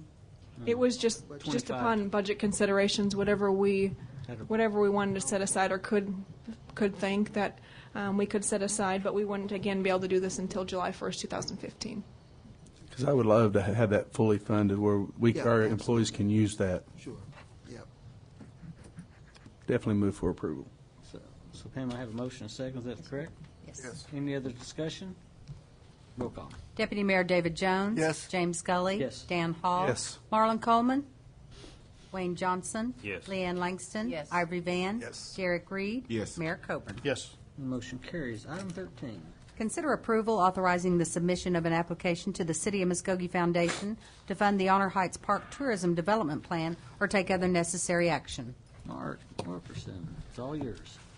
Mr. Committee Chairman and committee members, an introduction for this. Honor Heights Park has historically been referred to as a crown jewel for City of Muskogee. Foresight of the early Muskogee founders to create this large and wonderfully laid out park has provided the region with an unprecedented quality of life and economic benefit to the city. The proposed plan of action was developed by staff and outside consultants with input from task force created at the direction of the city manager. Input and review were made by city councilors Jones, Johnson, Coleman, Mayor Coburn. The plans have also received support from the Friends of Honor Heights Board of Directors. This development plan for Honor Heights Park has enhanced and expanded the park's various features to take it to the next level as a regional tourist destination. The emphasis will be on plantings, starting with new azaleas, but would also expand the diversity of the planting to create an attraction as a more year-round destination. Existing attractions and events, such as the Pavilion Gardens and the Garden of Lights, will also be enhanced and expanded. In your document or your agenda packet, the plan of action, we actually had a presentation prepared with a lot of nice photos to explain some of the things that we intend to do with Honor Heights Park. But with the length of these agendas, we decided not to forego that tonight. So we'll make that presentation to the foundation. What we are asking for, the council, is your permission to go to the City Muskogee Foundation to ask for a 2-year grant from them to be invested into Honor Heights Park of $1 million, to spend $500,000 over a 2-year per year for 2 years. Be happy to kind of go through some of those things if needed to explain, but I'll stop at that and answer any questions. Great asset for Muskogee, and it's available to everyone at no charge. I move for approval. I second that. I've got a motion and a second. Any other discussion? Roll call. Deputy Mayor David Jones. Yes. James Scully. Yes. Dan Hall. Yes. Wayne Johnson. Yes. Leanne Langston. Yes. Ivory Van. Yes. Derek Reed. Yes. Mayor Coburn. Yes. And the motion carries. Item 14. Consider approval of 3 hangar leases with Dynamic Aviation Group Incorporated located at Hatbox Field Airport, or take other necessary action. Mr. Stewart. Yes, this is 3 lease agreements with Dynamic Aviation. It covers hangars T204 and T205 at Davis Field. And then I'm thinking it's hangar number 2 at Hatbox, the one that we have discussed the need to have Dynamic move out of. The need for these lease agreements to be renewed at this time was as per that discussion with Dynamic, trying to get them to move over to Davis and exit hangar 2. It was discussed that the need to get them moved wasn't as urgent as we had originally presented to them. So we took this to the airport board, and Councilman Johnson, who's on the board, came up with the idea that we'd give it a 90-day out clause in the new lease agreements, and that's something that we took to Dynamic, and they were very much in favor. The 3 leases in front of you very quickly only have 2 major changes to them. They'll commence upon the signing, and they'll expire June 30th this fiscal year. Then they will automatically renew with the exception, instead of having a 30-day out, it's a 90-day out. So that is the one change. The other change is that the current leases in total are $92,000 and change annually. We did agree to reduce that down to $88,000 and change, so it's about a $4,000 decrease, and that's because of the condition of T205 at Davis is deteriorating. They're having to spend more money just to keep their planes in our hangars. This was discussed at Airport Board. It was agreed upon. Matt Beasy has worked out the agreement. Gary and Dynamic have been in communication. They're agreeable, so we recommend approval, and we'll answer any questions. Any questions for Mr. Stewart? Mike, what is our relationship right now with Dynamic Aviation? The last conversation I had with them was very good. They want to continue to stay here at Muskogee, unless Gary has had a different conversation. They're still very much in favor of staying here. We're trying to work out something. Gary and I need to actually sit down with the manager and discuss some options out at Davis where we want to try to increase the size of T204, put an addition on the back. We need to sit down with the manager and discuss some funding options. They're in favor of that, so when they move out of Hatbox, they can move to Davis Field, and they want to stay here. So very good for us to have an increase at T204, an additional hangar size out there. It's good for us to continue to work with Dynamic Aviation. And again, Gary and I just need to sit down with the manager and discuss funding options. Okay. And as soon as we get that done, by the way, and get that built, I think they're going to be ready to move. So, right. And that was the need for the 90 days. I move for approval. Second. I have a motion and a second. Any other discussion? Roll call. Deputy Mayor David Jones. Yes. James Scully. Dan Hall. Yes. Wayne Johnson. Yes. Leanne Langston. Yes. Ivory Van. Yes. Derek Reed. Yes. Mayor Coburn. Yes. And the motion carries. Item 15. Consider approval of the appointment of Human Resources Director Kelly Epperson as the authorized agent for the Oklahoma Municipal Retirement Fund, replacing City Clerk Pamela Bates as recommended by the Non-Uniform Retirement Committee. Ms. Epperson. Good evening again, Chair, members of the committee. Historically, the Oklahoma Municipal Retirement Fund has been under Human Resources. When Les Weston retired in 2008, Michael Bates was placed into the part-time director role, and because of the part-time status, the benefits under OMRF, which is for the non-uniformed employees, went to Pamela Bates. I am asking at this time to move those responsibilities under the plan back to myself in the HR department. We are responsible for all of OMRF loans and benefit information, so I would ask that you approve this to be moved to me. Thank you, Kelly. Any questions for Kelly?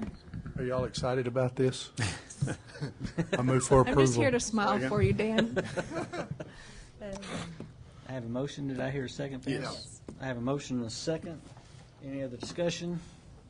Roll call. Deputy Mayor David Jones. Yes. James Scully. Yes. Dan Hall. Yes. Wayne Johnson. Yes. Leanne Langston. Yes. Ivory Van. Yes. Derek Reed. Yes. Mayor Coburn. Yes. And the motion carries. Item number 16. Consider approval of the following appointments to the Muskogee Wellness Initiative Coalition: Joy Sloan to fill the unexpired term of Jason Sheeler, and Tristan Dean to fill the unexpired term of Michelle Carlton, both ending December 17th, or take 2017, or take other necessary action. Counselor Langston. These people are being asked to, they're being recommended, to fill the empty slots that from Jason Sheeler and Michelle Carr. And I hope you'll approve this. So you want to move for approval? Okay. I'll move for approval. Second. A motion and a second. Any other discussion? Roll call. Deputy Mayor David Jones. Yes. James Scully. Yes. Dan Hall. Yes. Wayne Johnson. Yes. Leanne Langston. Yes. Ivory Van. Yes. Derek Reed. Yes. Mayor Coburn. Yes. And the motion carries. Item 17. Consider approval of the appointment of Deborah J. Smith to the Muskogee Housing Authority Board to serve the remainder of the unexpired term of Samuel Rogers, whose term expired June 30th, 2015, or take other necessary action. Mayor Coburn. I'll just move for the approval of Deborah J. Smith to fill the unexpired term of Samuel Rogers, expiring June 30, 2015. Second. A motion and a second. Any discussion, comments? Roll call. Deputy Mayor David Jones. Yes. James Scully. Yes. Dan Hall. Yes. Marlon Coleman. Yes. Wayne Johnson. Yes. Leanne Langston. Yes. Ivory Van. Yes. Derek Reed. Yes. Mayor Coburn. Yes. And the motion carries. Seeing that no citizens signed up to speak to this committee, we are adjourned. Finance Committee. We're going to do finance now? Yeah. Okay, I'll call to order the Finance Committee meeting this October 7th, 2014. Item number 1. Consider approval of Finance Committee minutes of September 16th, 2014. Any additions or corrections? Move. Sorry. Have a motion for approval? Second. Have a second. Any discussion?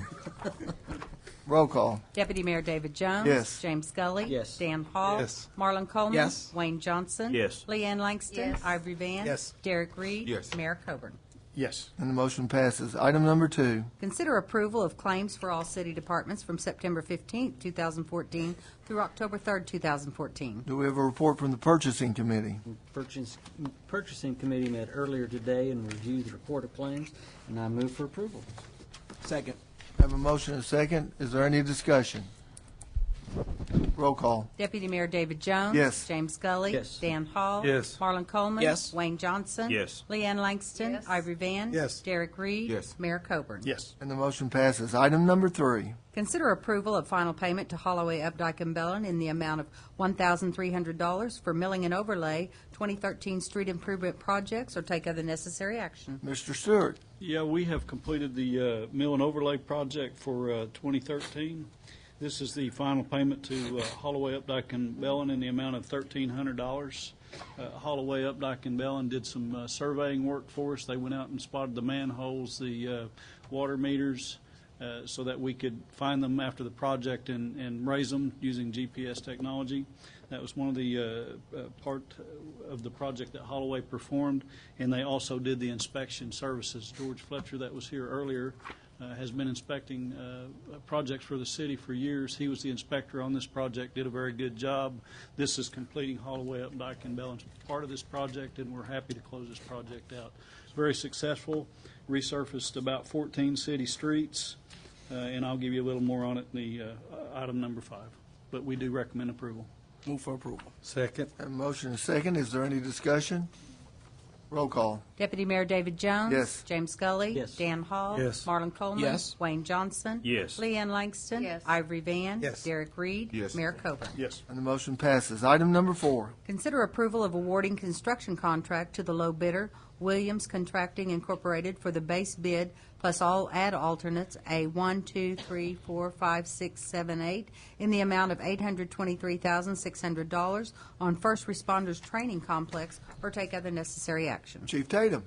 Chairman, committee, a few weeks ago we let out for bid, and I personally called and invited approximately 11 or 12 contractors to come to our pre-bid meeting. We had 8 contractors show up, and we received 3 bids for this project. This is the next phase of the training center, which basically consists of a lot of concrete, utility barn for storage, restrooms, and a few props, rubble pile, flammable liquid pit. This is very exciting because we're moving forward. This is the low bid of $823,600, which was the low bid. I would like to recommend Williams Contracting for this project. Can I answer any questions? And may I also add that Williams is the contractor that did the Davis Field Airport Terminal, so we have experience with them, and they are local. That was going to be my question. How familiar were? Yeah, Chief Tatum, do you know why so few of contractors? I mean, there's really only 2 generals that bid the job. I can only speculate on that. I'm just going to say that the economy is doing pretty well. I did have one contractor call me, a fairly large contractor, and they just had so many projects going they couldn't really tackle this right now, and I think they were probably, this was too small of a project for them, is my interpretation. Did it go out in Bid News, Dodge Report? Yes, it did. And all the publications? Yes, and like the chief said, he actually asked 11 others he invited them to bid. Really? Because I had 6 on a local one. And the thing is, Williams, we got a good contractor. But I just, this job, it should have drove some good numbers out. And by the way, it did come in under engineer's estimate too, so that's another plus. And it is recommended from our architect, Mass Architects. And it is a little bit of an unusual one, and that's what I was worried about, that maybe Mass. No, did a good job. And I think part of the reason we didn't get so many bids is because just exactly what you just said. It is an unusual project. It's an unusual project. Okay. Move for approval. A motion for approval. Got a second? Any further discussion? Is Williams Construction on York Street? Yes. Any other questions? Roll call. Deputy Mayor David Jones. Yes. James Scully. Yes. Dan Hall. Yes. Marlon Coleman. Yes. Wayne Johnson. Yes. Leanne Langston. Yes. Ivory Van. Yes. Derek Reed. Yes. Mayor Coburn. Yes. The motion passes. Item number 5. Consider approval of final payment to Glover and Associates in the amount of $192,071.39 for milling and overlay 2013 street improvement project, or take other necessary action. Mr. Stewart. Yeah, I'm going to go through this rather quickly. I know we're all ready to go. This project was to mill off 2 inches of existing asphalt street surface and replace it with 2. And as I'd stated earlier, we also raised the manholes, the water meters. Very good project. We overlaid or resurfaced East Okmulgee from Main to L, Eastside Boulevard from East Okmulgee to Gibson, North York from North Street to East Shawnee, East Broadway from North Cherokee to Eastside Boulevard, Martin Luther King from North 12th to North 4th. And we did the intersection there at Martin Luther King and Main where it was washboarding. We did South 7th Street from West Southside Boulevard to West Okmulgee. South 24th from Border to West Okmulgee, South 40th from Denver to West Okmulgee, the intersection at North 12th Street at West Broadway, Court Street from 12th to 7th, Gibson Street from Eastside Boulevard to York, and Court Street North 12th to Junction.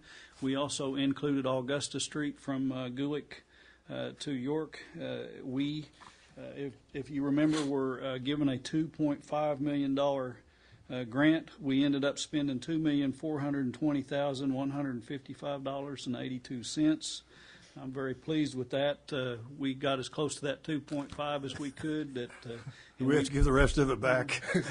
And what I want to really over and over state, this was a rehab project. This wasn't new construction, so you're going to see failures in these streets. But it set the clock back for us. It got us back to a point where we can actually maintain these streets again. So we're very pleased with this project. We'll hopefully have a new project to announce soon. We're working with the street committee on another one that very excited about. This item on the agenda today is for final payment to Glover for $192,071.39. I do have an issue that came up today as Donnie and I were checking it. They're at 47% on their local service. They need to be at 50% to get the 5% reduction in price, which they did bid it that way, so they need to meet that 50% goal. I called Glover today and reminded them that they don't have that 50%. Craig Glover stated to me that they do have, that they didn't list their superintendent who does live here in town, which he does. So we know we're going to get that documentation. The only problem is I have a problem asking you to approve this tonight when I don't have that paperwork in hand that actually gives me that 50%. I'd like to get it. Let's So approve I'm it. assuming by Monday night we're going to have it in hand, so I don't know whether just to move this forward or. Probably my recommendation would be to move it for approval, and then if we don't receive the documentation you're expecting, take it from consent. Okay. Because I definitely expect to get it. I know the superintendent he's talking about, I know that'll push them up over the 50%. We just don't have the documentation, and I don't want to close the project without it. James Gully made the motion. Do we have a second? Second. Okay. Further discussion? Roll call. Deputy Mayor David Jones. Yes. James Scully. Yes. Dan Hall. Yes. Marlon Coleman. Yes. Wayne Johnson. Yes. Leanne Langston. Ivory Van. Yes. Derek Reed. Yes. Mayor Coburn. Yes. And the motion passes. Item number 6. Consider approval of an ordinance amending the employee retirement system defined benefit COLA plan for retirees only for the city of Muskogee, Oklahoma, to incorporate the definition of spouse, providing for the effective date, providing for repealer, severability, and declaring an emergency or take other necessary action. Ms. Everson. Good evening, Chairman, members of the committee. This amended ordinance only affects one person. We currently have a defined benefit for our retirees only. We are currently under a defined contribution for all of our active OMRF participants, so this only affects one person. This is an amendment for the ordinance to redefine spouse. It is a federal mandate that we accept this, and it is our fiduciary responsibility to accept the amended ordinance. And I would be happy to answer any questions you may have. For clarity, regardless of the one person being impacted, we'd have to do it anyway. Correct. Correct. Move for approval. Second. Have a motion and second. Any further discussion? Roll call. Deputy Mayor David Jones. Yes. James Scully. Yes. Dan Hall. Yes. Marlon Coleman. Yes. Wayne Johnson. Yes. Leanne Langston. Yes. Ivory Van. Yes. Derek Reed. Yes. Mayor Coburn. Yes. And the motion passes. Item number 7. Consider approval authorizing the Muskogee Wellness Initiative Coalition to apply for the Certified Healthy Community Incentives Grant, Oklahoma State Department of Health, and if it's awarded, accept up to $100,000 or take other necessary action. This is what, Dan? Yeah. this is what Jason Sheeler and Yeah. Delby were talking about earlier. I move that we approve and give them permission to apply for this grant. Second. Have a motion and second. Is there any discussion? Does everyone understand? Roll call. Deputy Mayor David Jones. Yes. James Scully. Yes. Dan Hall. Yes. Marlon Coleman. Yes. Wayne Johnson. Yes. Leanne Langston. Ivory Van. Yes. Derek Reed. Yes. Mayor Coburn. Yes. And the motion passes. Item number 8. Receive update from Machino Huddleston Associates regarding employee insurance and discuss and take any necessary action. Ms. Everson again. I should say good night instead of good evening. Morning. I have Brady Ayala here from Machino Huddleston and Associates. He is going to give us an update on how the insurance plan is going along with our changeover to Blue Cross Blue Shield. We have seen some savings from the plan, and he is going to cover those for us. Good evening, Mr. Mayor, Chair, members of the council. Thank you very much for your time. I was asked just to give a quick, brief overview of where we are. We talked about the discounts compared under Blue Cross Blue Shield as they were before. So I just handed out that page, just kind of gives an overview of that. In the last 4 months since we went... You got one more? Yes, sir. There you go. Yeah.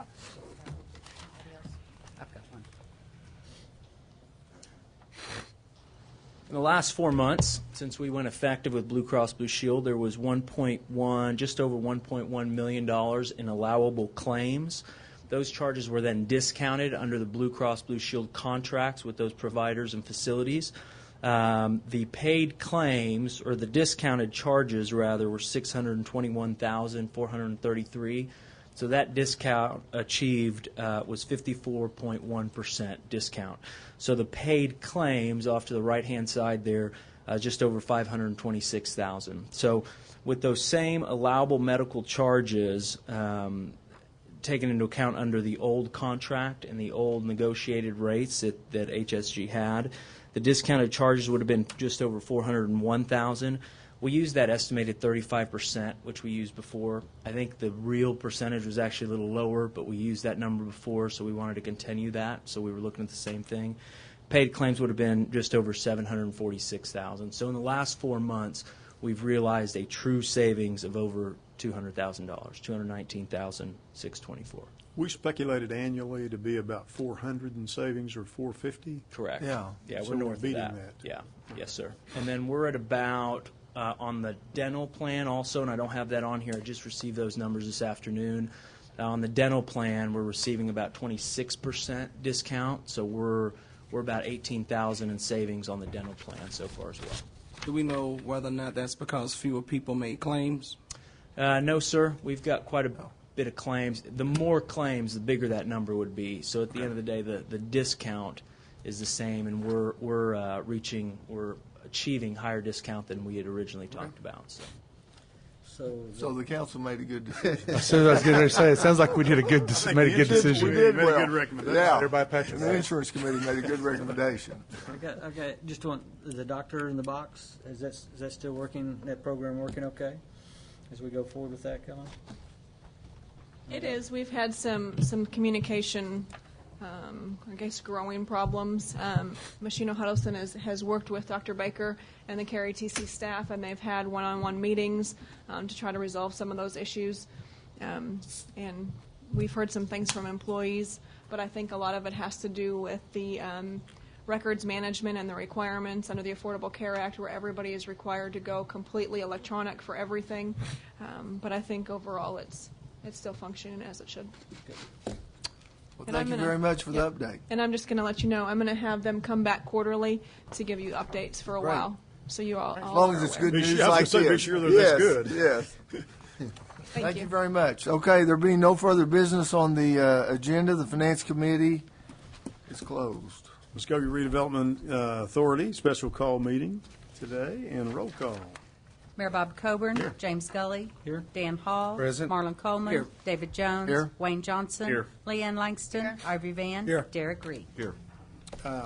Consider the minutes of the September 10th, 2014 meeting. Is there corrections or additions needed? Otherwise, I'll entertain a motion. Move for approval. Second. Got a motion and a second. Any discussion? Roll call. Deputy Mayor David Jones. Yes. James Gully. Yes. Dan Hall. Yes. Marlon Coleman. Yes. Wayne Johnson. Yes. Leanne Langston. Ivory Van. Yes. Derek Reed. Yes. Mayor Coburn. Yes. Motion carries. And item number 1.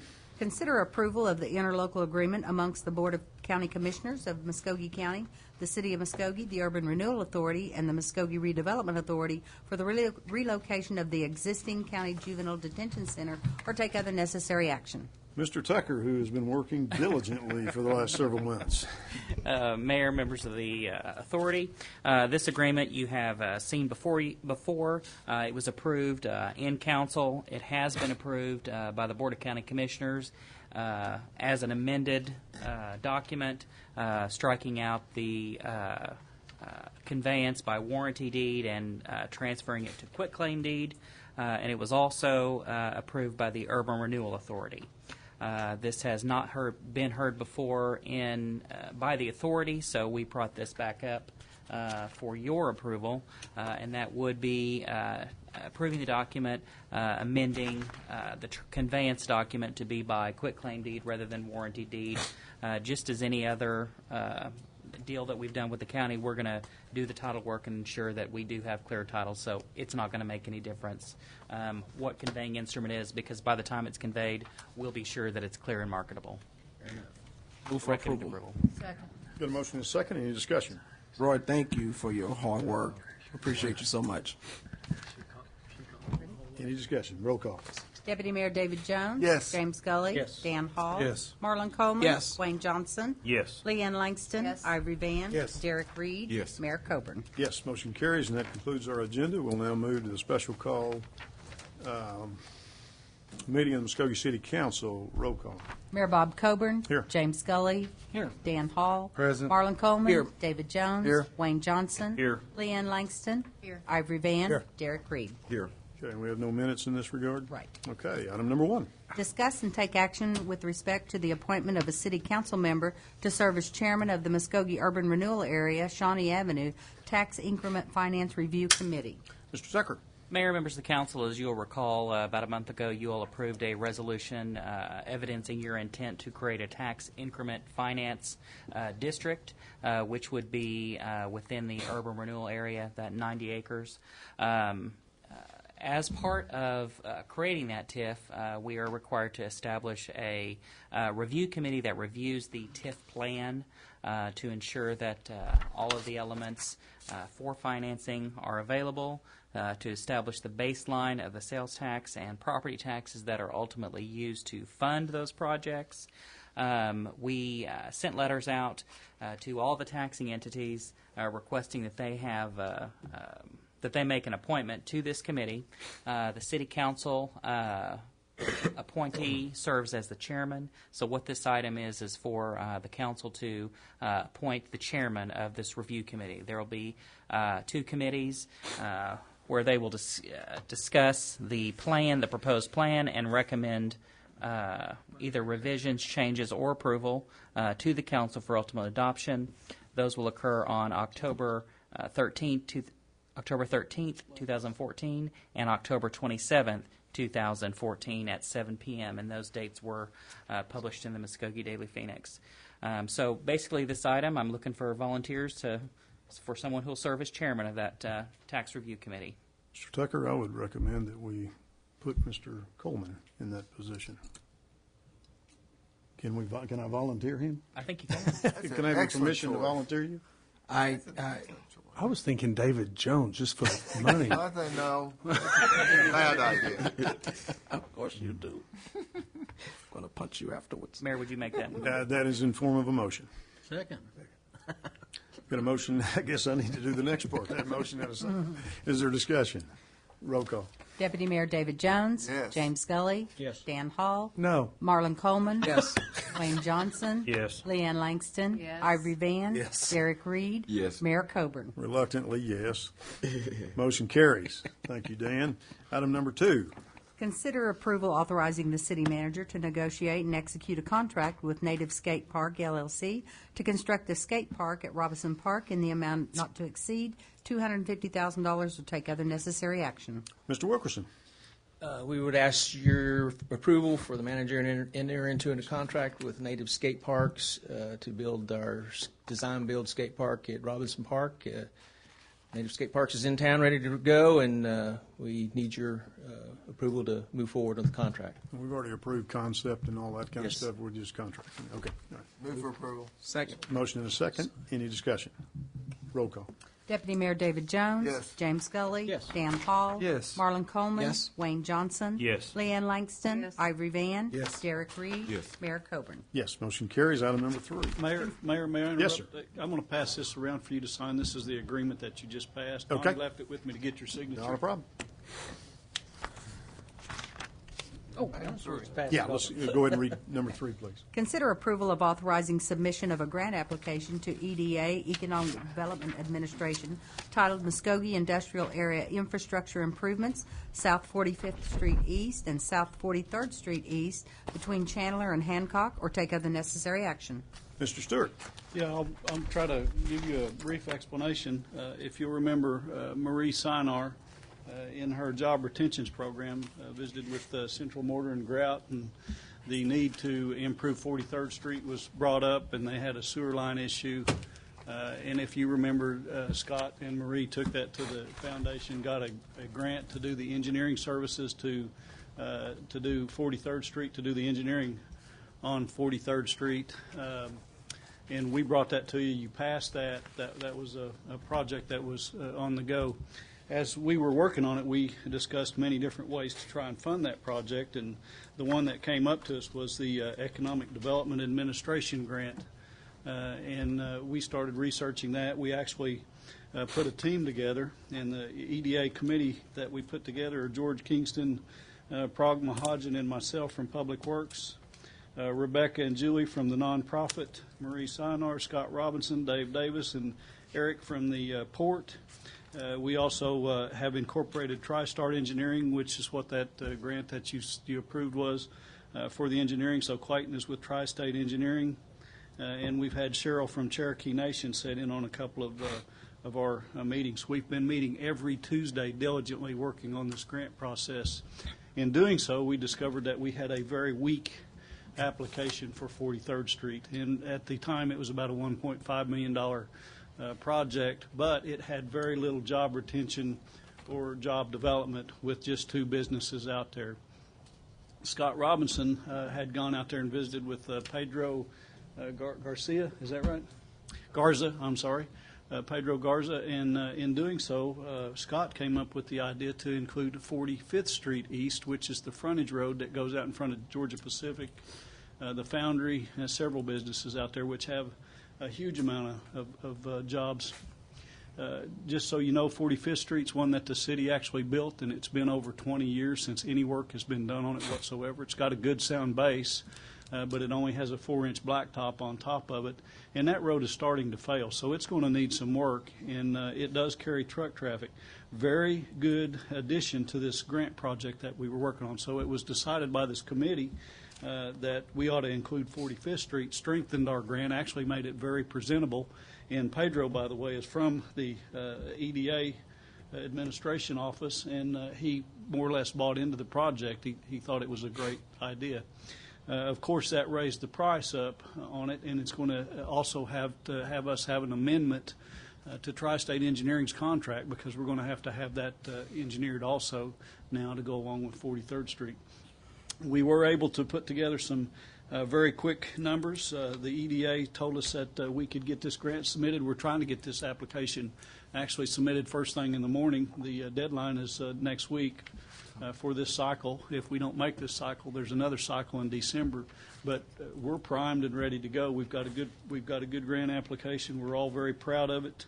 What we're talking about doing is putting an 8-inch blacktop on top of 45th Street, putting down new base if needed, and then a 6-inch A-type, very heavy asphalt with a 2-inch asphalt surface course on it, so it'd be 8 inches of asphalt. We wouldn't have to detour traffic. We could actually do the project kind of in stages and keep traffic moving on this project. The total of it right now, and again, we're putting these numbers together very quickly, but the EDA also understands that this is just a permit application, and as it moves along, then we'll firm the numbers up, because we'll get the geotech work, and we'll actually get more subsoil determination so we can firm up the numbers. But our rough estimate for the project right now is $3.2 million. Again, that's to resurface 43rd Street from Hancock to Chandler, and it's to resurface 45th Street from Hancock to Chandler. And it also has 2,400 feet of sewer line that's going to go in on 43rd Street, which will give Central Mortar and Grout sewer access to the back of their property, and it will extend north to where Glover has their plant. So Glover, if they wanted to connect to that sewer line, could also. So it's got 2,400 feet of sewer line and 2 road improvements. They have made me the lead on this project, but I'm only lead in name. I think Rebecca Walkup, who is in the back, is actually the lead. She's been poking us and prodding us and keeping us moving. She deserves a huge pat on the back for what she has got us to accomplish. And today in our meeting, we also added from the Economic Development District, the EODD, Ernie Moore and Kevin Wilson to our committee. So now we have EODD bought into this project. So we've got all the people in this area that are involved in these grants on this project. We think it's very doable. The issue in front of us is that it's a $3.2 million grant, and we know that that we may have to supply 50% of that match from local. So the city, what I'm asking you for tonight is not where that money's going to come from, but the commitment that if we get this grant, we'll produce that 50%. And I'm also asking for permission to submit the application. Now, the money can come from either in-house finance. We could do a loan application, or we could go to the foundation for the money. We're not asking for the determination of where the money's coming from tonight, just a commitment that the city will come up with it if we get this. There's also potential that this grant could possibly pay up to 70%. So there's a hope that we'll only be out 30%. $3.2 million is the top, I think, that of the estimate.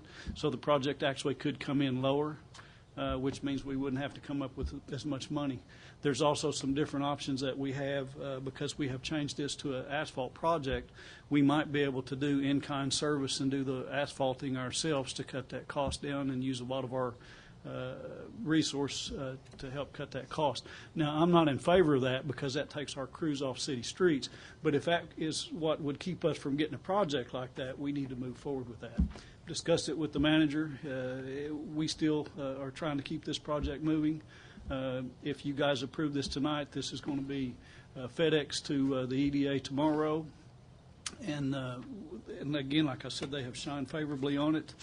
We think we're going to get it, so we'll just then our focus will have to be determined how to come up with that match. So, I think we'd be remiss if we didn't thank the Neighbors Building Neighborhoods for their untireless support towards helping the city prepare these type of grants. Move for approval. Second. Got a motion and a second. Any comments or discussion? Thank you to Rebecca. Thank you to the port for identifying this project as well. Thanks for reminding his crew. Scott and Dave Davis deserve a huge great pat job on the back. Thank you. Great job. Roll call. Deputy Mayor David Jones. Yes. James Scully. Yes. Dan Hall. Yes. Marlon Coleman. Yes. Wayne Johnson. Yes. Leanne Langston. Yes. Ivory Van. Yes. Derek Reed. Yes. Mayor Coburn. Yes, motion carries. Item number 4. Consider an executive session to discuss and take possible action on the following. A, pursuant to Section 307B4, Title 25 Oklahoma statutes, consider convening an executive session to discuss the workers' compensation claim of Robert Conley, and if necessary, take appropriate action in open session.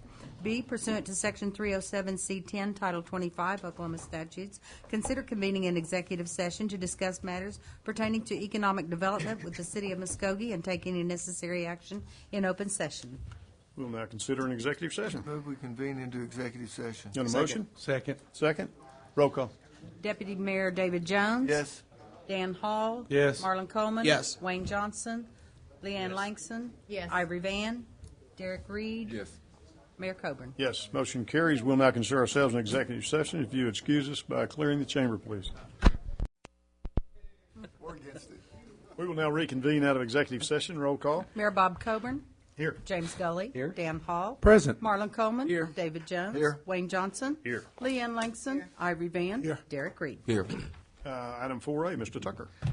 Thank you, Mayor. Members of the council, pursuant to Section 307B4, Title 25 Oklahoma statutes, the City Council did convene an executive session to discuss the workers' compensation claim of Robert Conley. After being fully briefed on the status of those claims, I believe it's appropriate for a motion to be made to approve no further appeals and authorizing the city attorney to make an offer to settle the ongoing medical maintenance issue within the range discussed in executive session. Move for approval. Second. Got a motion and a second. Any discussion? Roll call. Deputy Mayor David Jones. Yes. James Gully. Yes. Dan Hall. Yes. Marlon Coleman. Yes. Wayne Johnson. Yes. Leanne Langston. Ivory Van. Yes. Derek Reed. Yes. Mayor Coburn. Yes, motion carries. Item B, please. Mr. Tucker. Pursuant to Section 307C10, Title 25 Oklahoma statutes, the City Council did convene an executive session to discuss matters pertaining to economic development. The council was fully briefed on a proposal to entice a business to the area, in particular one on the west side of town. I believe that it's appropriate that no action be taken at this time. That concludes our agenda, and we appreciate you tuning into our meeting. Thank you.